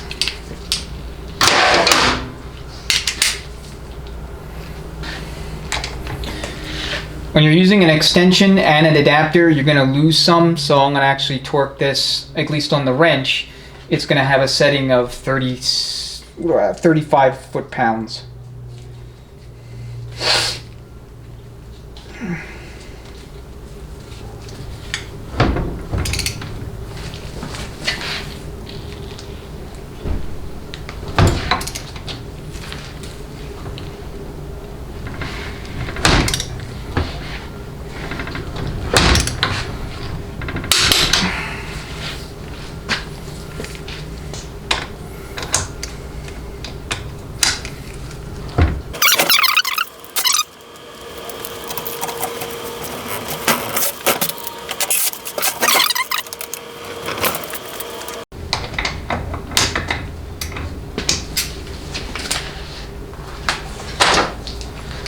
I'm going to torque these all the way around off camera, and then we'll bring you back when we're ready to, do the next step.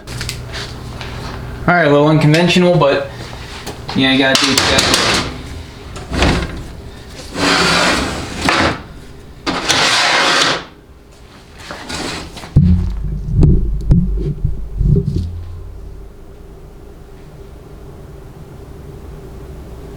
So we have the two band servos in, so we have the gear train and the extension housing, governor, all that good stuff installed. So now what we want to do is do final end plate check.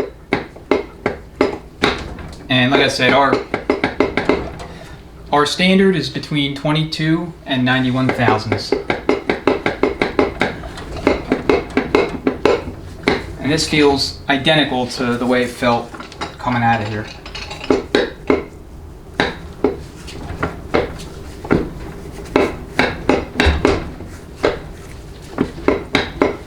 All right, I'm gonna reposition the camera, set up the dial indicator, and then we'll go ahead and do that check. And then from there, we'll go ahead and set up our band adjustments and basically bolt the valve body on, accumulator in, and be done with this thing. Okay, so let's see where we're at. So we have indicator zeroed, input shaft pushed into the transmission as far as humanly possible. So now we're going to just pull out. So it looks like a little about 55 thou.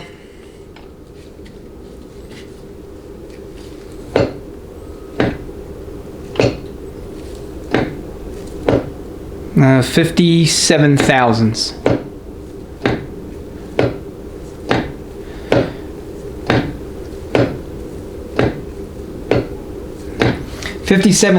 There's a pretty wide latitude here, you know, margin for error. So you have a lot of room to play with. 57, 60 thousandths, it's kind of middle of the road, and that's perfectly fine. So we're more or less done with the case. So now we're going to move on to band adjustments. All right, now we're ready to go ahead and perform our band adjustment procedures. So we have the intermediate band and the reverse band. Here you see the two lock nuts for the kickdown band and reverse band respectively. This one's going to get 30 foot-pounds when we're all said and done. This one's going to receive 25 foot-pounds. All right, so a couple quick checks before you do this. For the intermediate band, you want to make sure that the band strut here is engaged with the little engagement tab on this side of the band. And then you want to make sure that there's not already a bind-up condition with the band. It should, you know, both sides should move reasonably freely. There shouldn't be anything catching or stuck. For the reverse band, you want to make sure that your lower band strut's in place and that it's orientated correctly. So the long axis is going to be, you know, long ways or longitudinal, and that you have, again, a no bind condition. So the band should move freely along the drum when the adjustment screw is more or less, you know, not set. Okay. So to do band adjustments on these transmissions, you're going to need a couple of different types of sockets. So for the intermediate band, I'm going to use a 5/16 Craftsman star socket. Okay, or I guess inverted Torx. That's needed so that you can grip the squared off, you know, end of the band adjustment screw here. Okay. And then for the reverse band, you're going to want a 3/16 Allen socket. Alright, so one last thing that I'll mention before we begin is that if at all possible, before, you know, during this, during teardown inspection, you want to take a photo of each of these adjustment screws as they were before you remove the lock nut and before you withdraw each of the adjustment screws, because you really shouldn't end up with a wildly different relationship between the amount of threads that are visible on each of these screws relative to the top of the lock nut on overhaul that you saw on teardown. There's going to be a little bit of a difference, right? You have, you know, new bands. Maybe you've replaced the drum, either the front clutch drum or the reverse drum for whatever reason. You know, they were bad, let's just say. Maybe this lever had to be replaced for, you know, whatever reason. But again, that's like super rare. The point is it shouldn't be like hugely different, okay? So just keep that in mind so that you can reference back to those respective settings if in fact you do end up with an adjustment that just looks completely different than what the transmission came in with. Alright, we'll start with the intermediate band. The procedure is going to be the same, largely the same for both the intermediate and reverse band. So you tighten each screw down to 72 inch-pounds, and then for the intermediate band, you're going to back it off 2.5 turns, and then we'll assess. For the reverse band, the book tells you to back it off 4 turns after tightening the screw down to 72 inch-pounds. I could tell you that it's going to need more than 4 turns, but you know, I'll kind of walk you through the process, and you'll see what I mean when we get there. All right, so 72 inch-pounds. We'll run it down.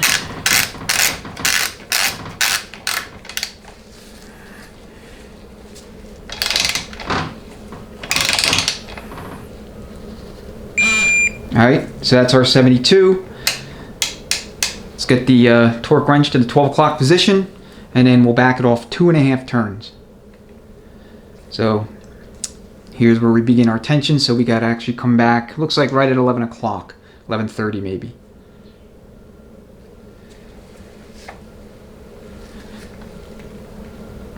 It's 1,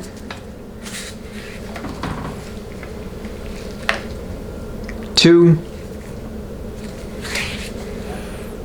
and a half.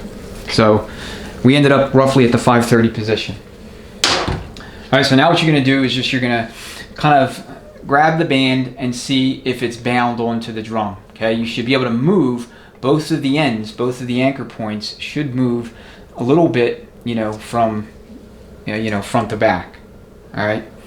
The next thing you want to do is spin the output shaft in the opposite direction, engine rotation, so that you can move the drum to see if the drum feels like it's bound, against the band.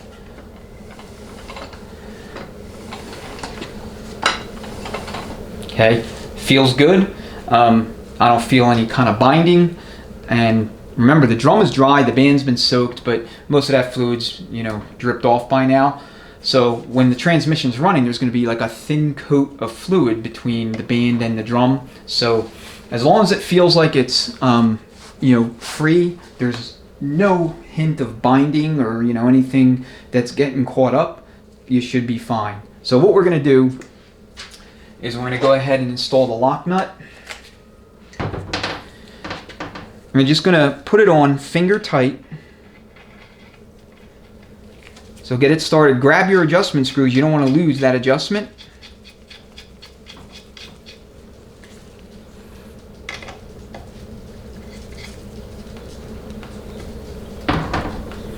And just cinch it on finger tight. That's it.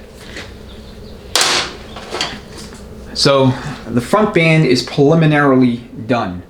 All right, once we do our air check and everything looks good, then we'll go ahead and we'll torque it. And what we'll need to do when we torque it is we're actually going to back this off a little bit and back off the screw just a hair, okay? And I know a hair isn't an exact measurement, but when we torque the lock nut, it's going to turn the screw a little bit, so we want to account for that.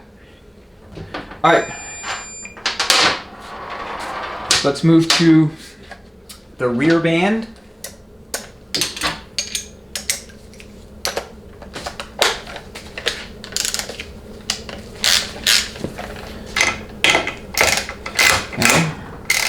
I'm going to run it down.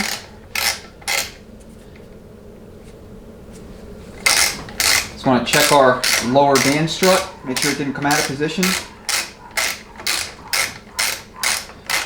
Okay, notice how far this screw is penetrating into the lever even before it gets to the point where I actually have to turn the wrench itself.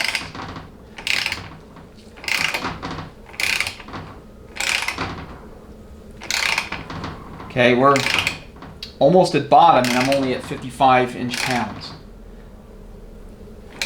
Okay, 60, 67. All right, there's our 72.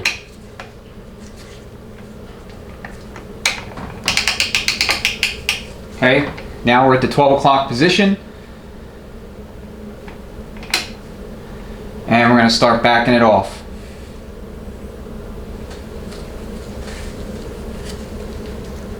Got one complete turn, 2, 3, and 4. So we're at 4 total turns. All right, now we're going to assess the relationship between the band and the drum. And what you want to see here is kind of the same deal with the front band. It should not be bound, okay? It should not be holding fast to the drum to the point where it's arresting it. All right, I'm trying to move it back and forth and I cannot.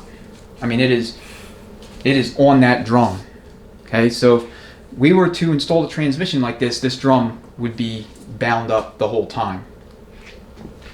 So like I said, the ATSG manual will tell you 4 turns on this screw for the reverse, which is true for pretty much every other variant of 904.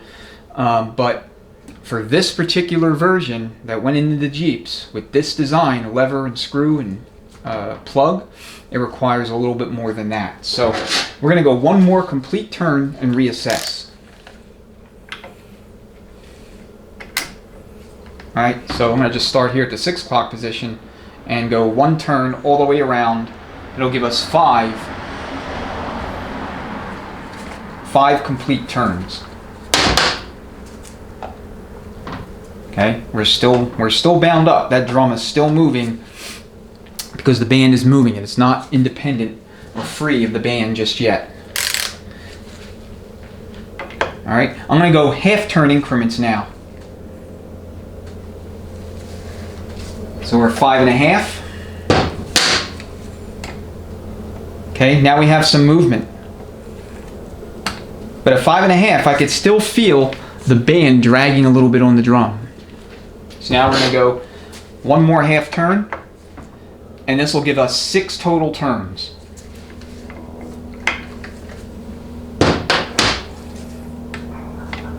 Okay, now the band is free of the drum. It's completely free. And I feel like there's enough space for fluid to get in there to kind of ride between the band and the drum so as not to have a bind condition. Alright, I'm going to put the glove back on, and we're going to turn the output shaft clockwise, or clockwise in terms of direction engine rotation. And this is what we want to see. We want to see this drum moving nice and free. Alright, we don't want to see the band coming with it or being moved by it, because that would indicate that there's still too much contact between the band surface and the drum. Alright, so I'm happy with that, at least for now.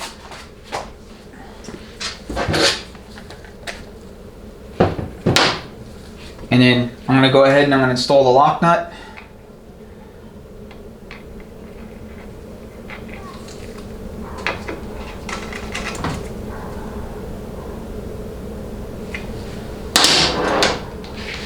Let's check it again.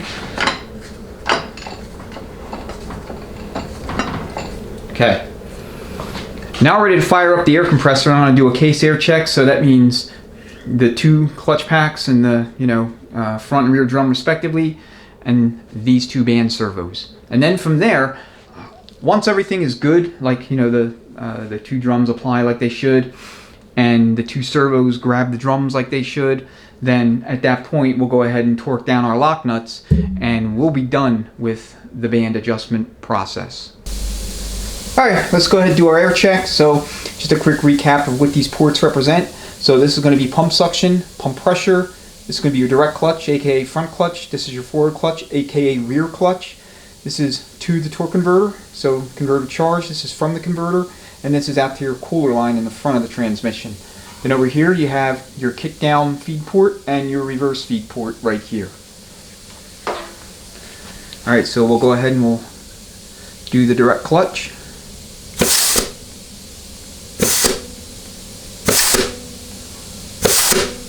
Okay, sounds good. A little bit of air is coming out of the nozzle. Here is your rear clutch, aka forward.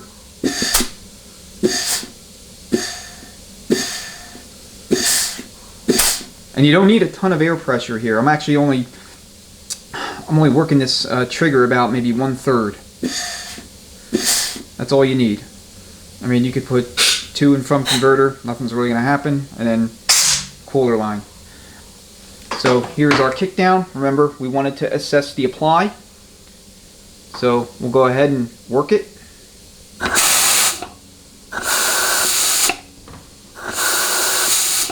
Okay.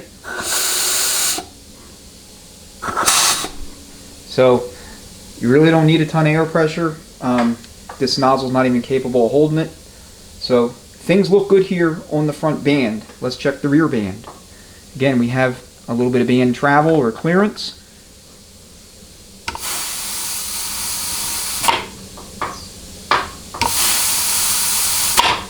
Alright, when the servo is being worked, there's absolutely no movement whatsoever in this band, so the band will arrest the drum when it's called upon to do so. Alright, air check is done. We're going to go ahead and torque down our lock nuts, so 25 foot-pounds and then 30 foot-pounds for the intermediate. And then once we're done with that, we're going to go ahead and bolt the valve body on. And then once the valve body's in place, we want to check the parking mechanism, make sure that everything works there. And then from there, we're going to go ahead and install linkage and basically pan and be done. Filter, of course. So that's the air check. We've got to obviously install our 1-2 accumulator as well. So we'll do that now, actually.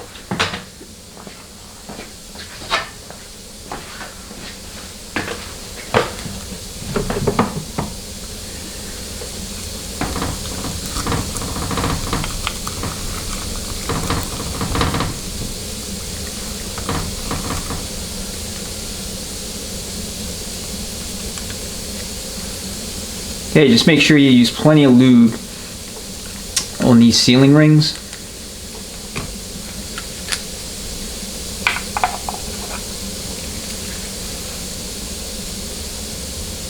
And just carefully press it in.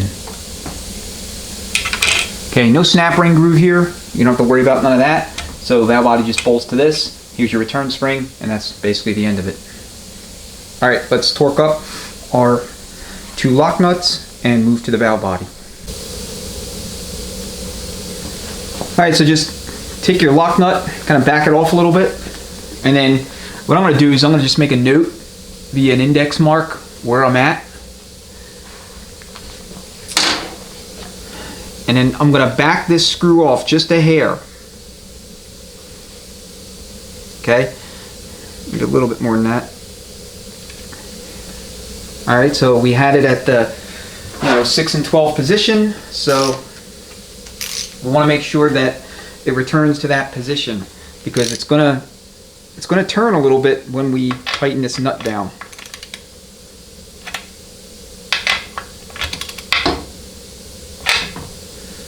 All right.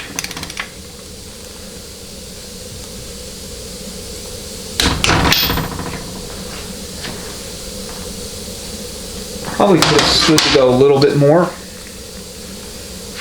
but let's see how things are with respect to the band and the front clutch.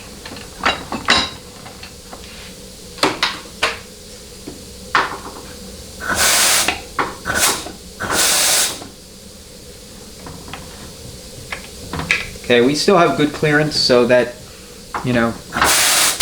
that tiny little bit of movement inward relative to our original position doesn't concern me. If anything, it's probably a good thing because when this thing starts working, the clearance, like everything else, is going to open up just a tad.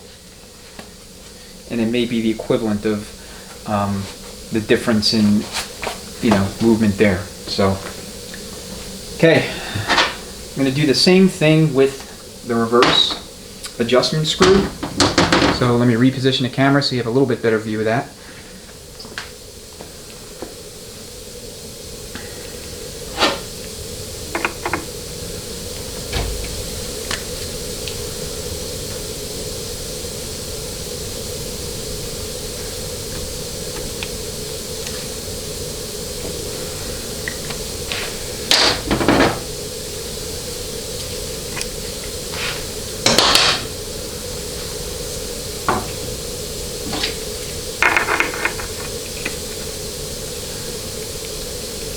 I think this is 11/16 or 5/8. I know I should know this offhand, but I don't.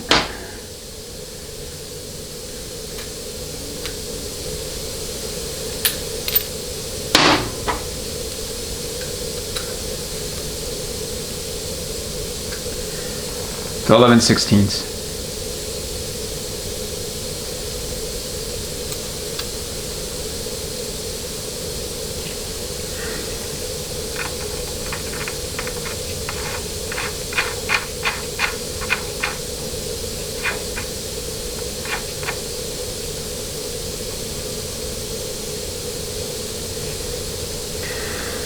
I'm going to back this off a little bit more so than we did the other one, just to be sure that we're not going to end up a little bit tighter than we want to be. It's going to get 25 foot-pounds.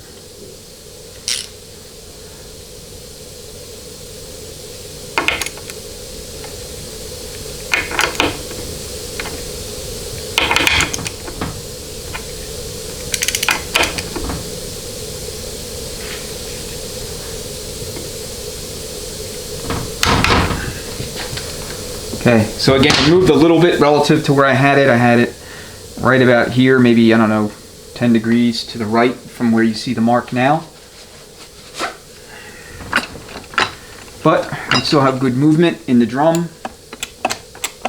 and the band.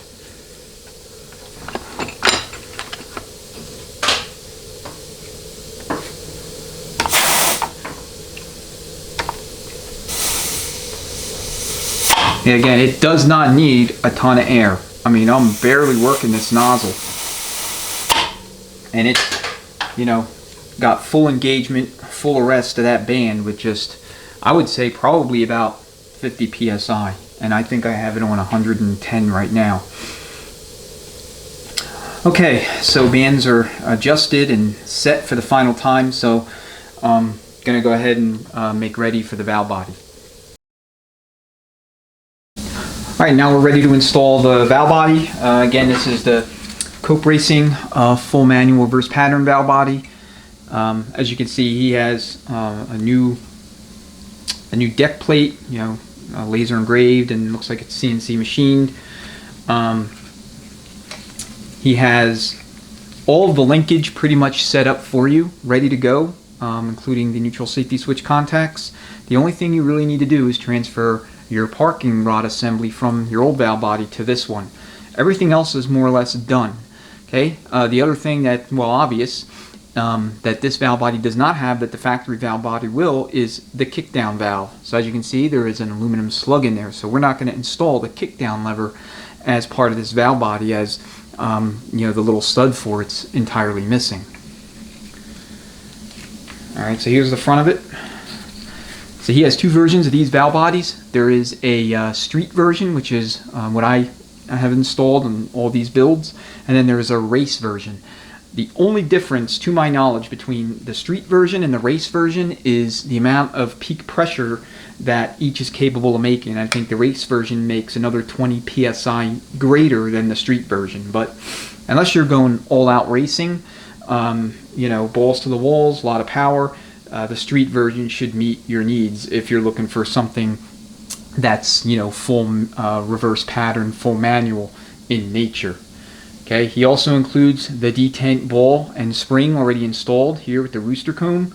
That is, you know, obviously a pain to, you know, install this thing if you need to and you don't have the special tool.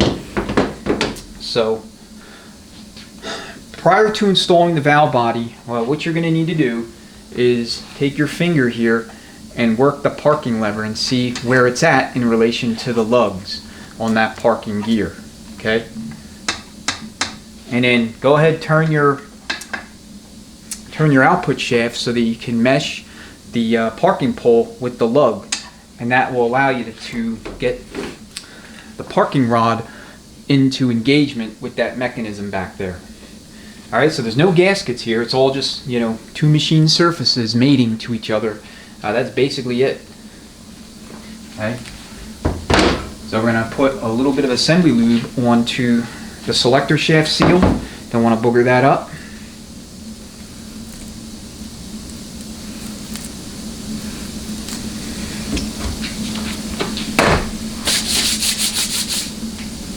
And now we're going to go and attempt to mate the valve body to the case.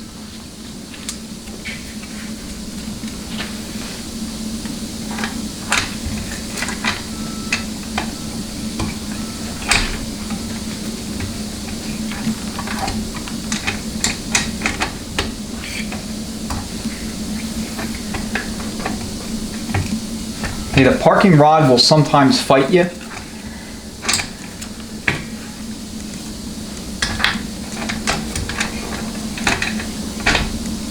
You know, you're going to have to work a little bit to get it to where it's meshed.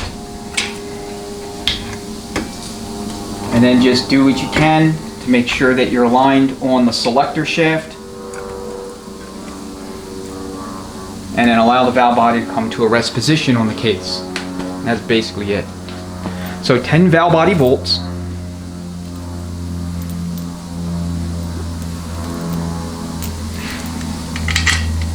They're all the same length.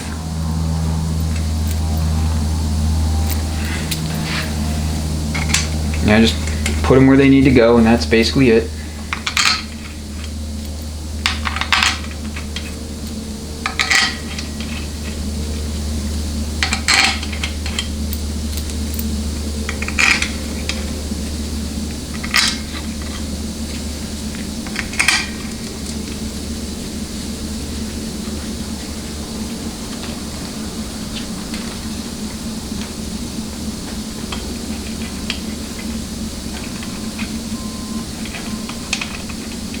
So we got 3, 2 is 5, and 4 is 9.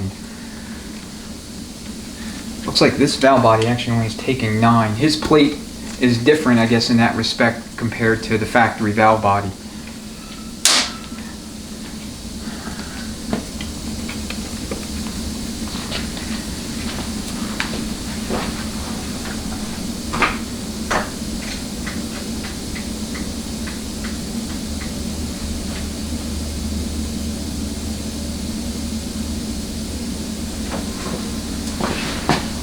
Alright, time to fire up the torque wrench. 105 inch-pounds, as you see written right there on the valve body. Grab the right socket, 7/16. Okay, let me run these down first.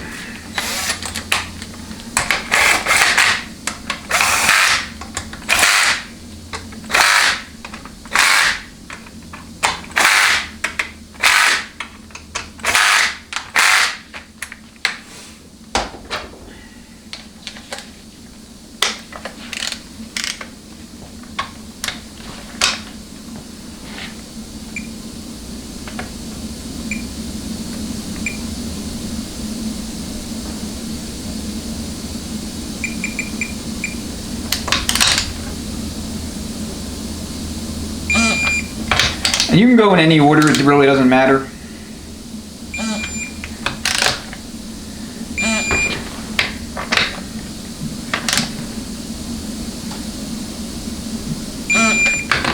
Okay, the main thing is be slow and deliberate with these things. You don't want to strip any threads out, at least not at this point in the build.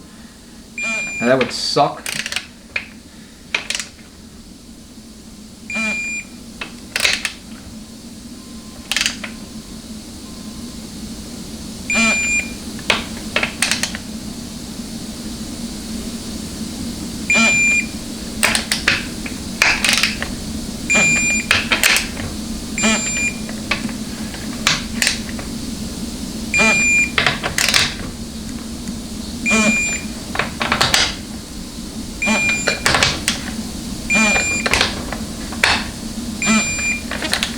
Alright, I've done a handful of these valve body builds, builds with the reverse pattern manual valve bodies, so, and I've actually had them apart, and they're very well made. He does a good job, goes through them all, does his modifications, and, they just, on presentation, they look really good, so.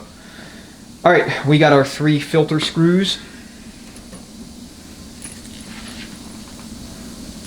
And for these, I think there was a torque spec, but if you screw them on tight, just, get them good and tight, German method, that's usually sufficient.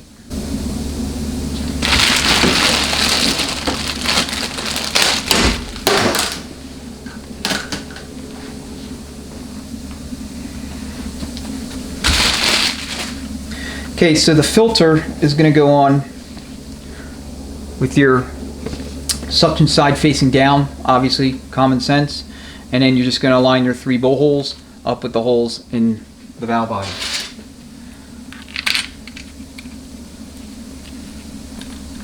Now on these cope valve bodies, you're going to have a plate over here. It's going to appear like it's going to interfere with the filter, but it really isn't. Alright, so just tighten the filter down. Just make sure it's not going to come loose. I just get them snug.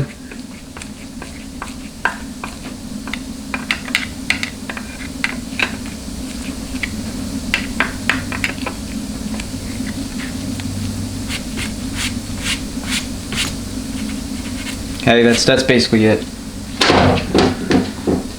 Alright, time for the pan, and then once pan's on, we'll flip the thing over. We're going to put the selector linkage on, and then miscellaneous stuff, and that's basically it. Like I said, the kick down lever is going to stay off. There's no provision for it on these reverse pattern valve bodies, or I should say, yeah, reverse pattern full manual valve bodies. I mean, it is what it is. The other thing that has to go on is the neutral safety switch.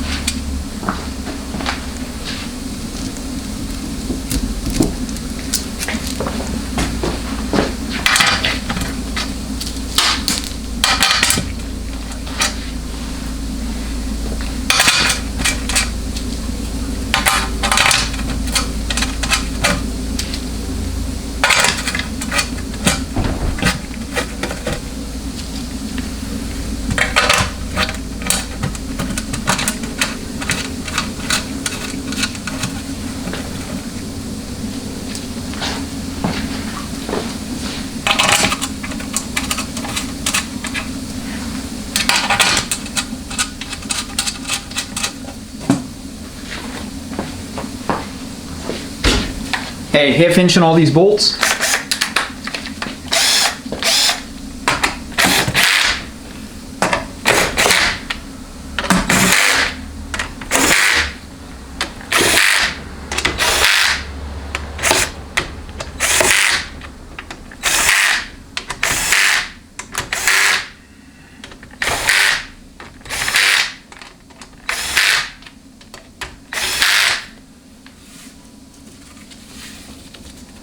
Okay, and 150 pounds, inch-pounds for the torque. Not foot-pounds, inch-pounds.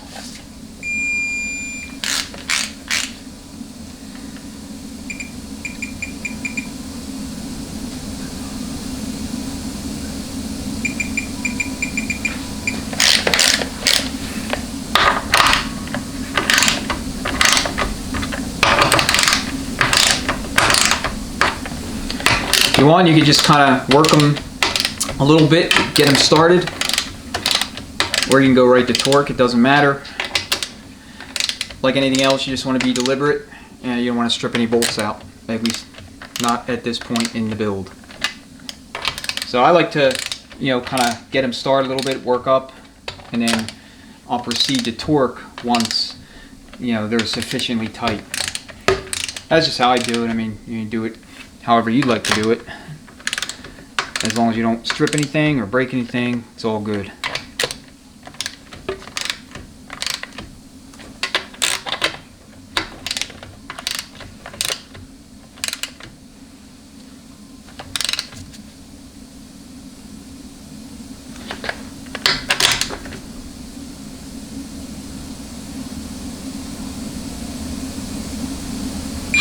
Alright, there's 150 pounds on that one.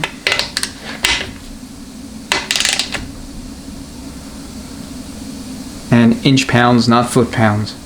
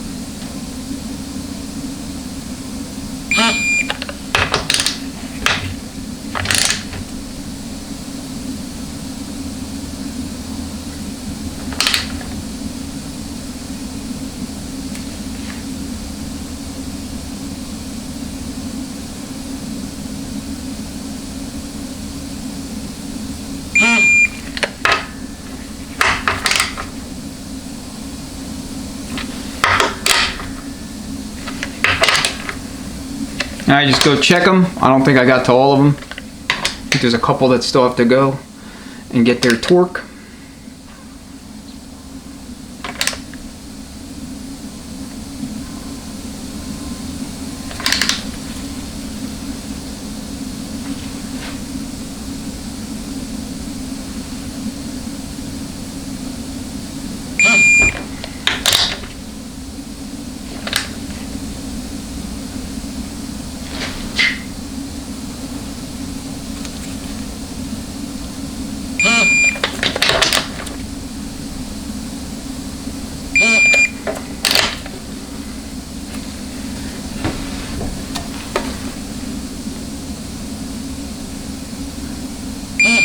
And like all composite gaskets, you're probably going to have to go around a couple of times to get full torque because the gasket's going to want to compress on you.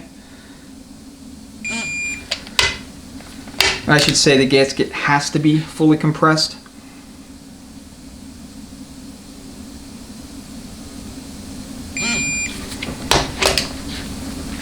Okay, looks like we got one here that wasn't touched.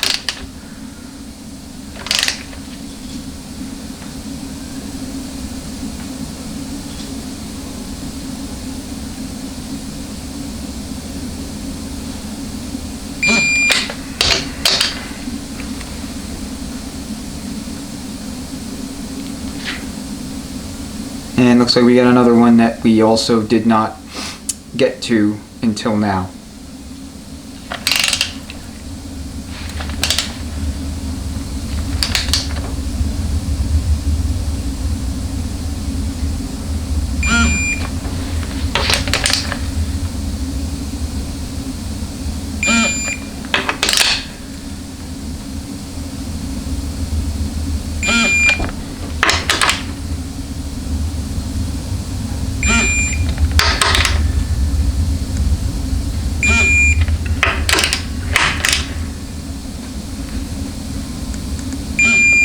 Hey, I'm just being super deliberate with these bolts.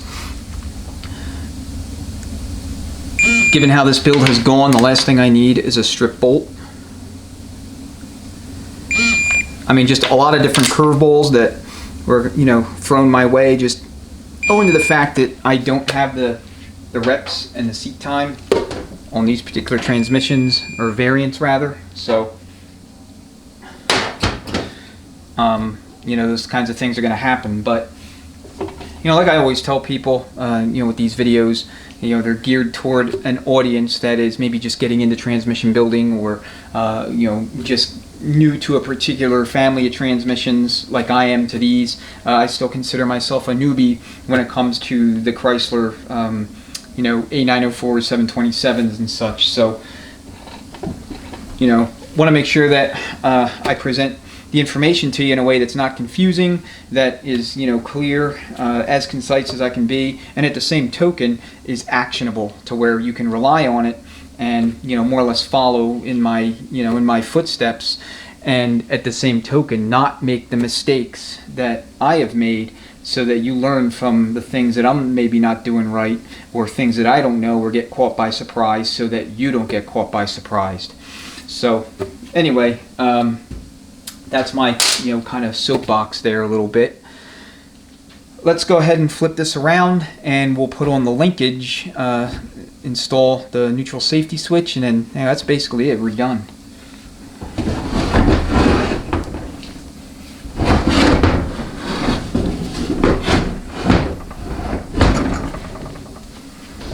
Okay, I'm gonna get this stand out of the way and reposition the camera.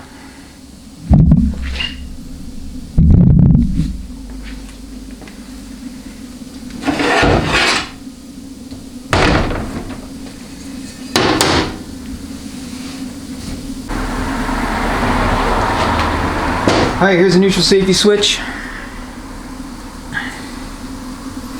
It actually takes this kind of seal, not an O-ring. So again, this whole time I'm thinking it's an O-ring. It's actually, I guess, kind of like a, I don't know how you even want to describe this. I don't want to take it off, but you know, it's a more of a conical seal. But anyway, it seals against the case. so that you don't have any issues with leaks here. Alright, so this is going to receive 25 foot-pounds, 1-inch socket,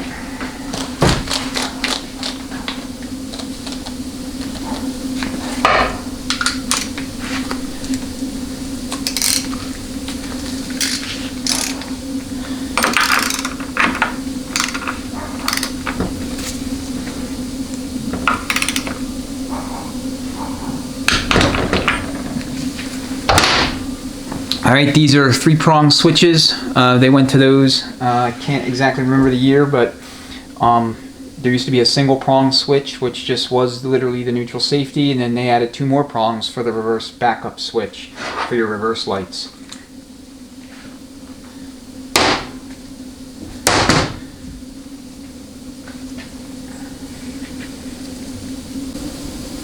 Alright, now our gear shifter linkage. So just match up your flat here with the flat on the selector shaft and then install it.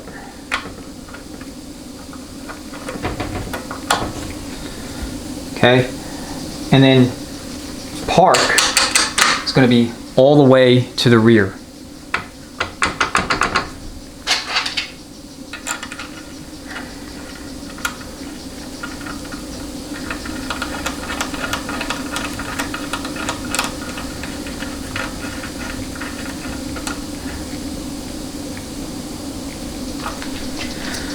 Alright, let me get a torque spec on that thing.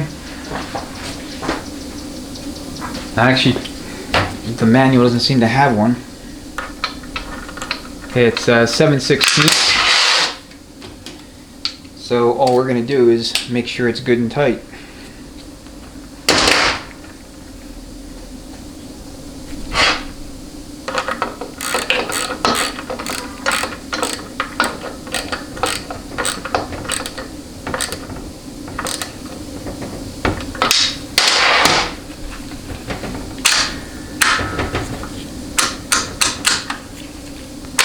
Alright, there's your detents. So it's on there. The only other thing we really have to do with this thing is reinstall this little, I guess, either electrical wire router, or maybe it's in place for a hose was on the other side of the unit.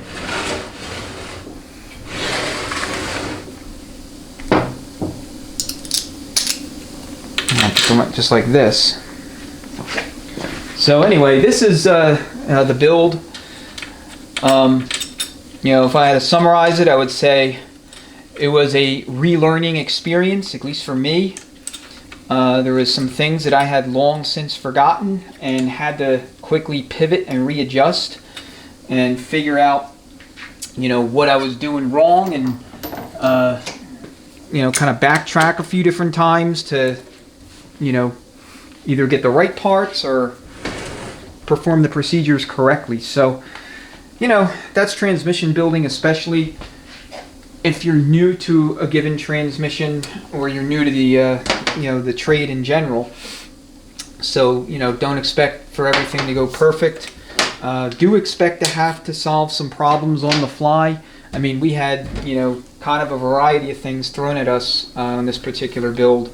So everything from, a forward clutch pack that wouldn't make clearance because of an aftermarket diaphragm's dimensional differences, to finding out way late in the game that Sonic's plunger, or I should say plug rather, for the low reverse was not going to be compatible for this particular variant of transmission.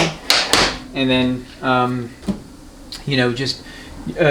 general kind of, what I'll call reacquaintance pains, owing to the fact that I haven't built one of these, and it's been 4 years. I thought it was only a couple years ago, but looking at my records, the last one I had built was for a 2-chassis off-road type vehicle, same customers, but it was 4 years ago.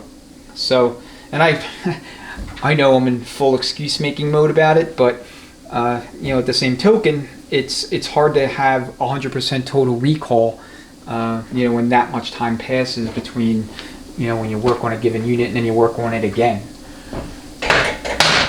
All right, so I hope this was informative. I hope that you were able to take something away and apply it to your 904 project.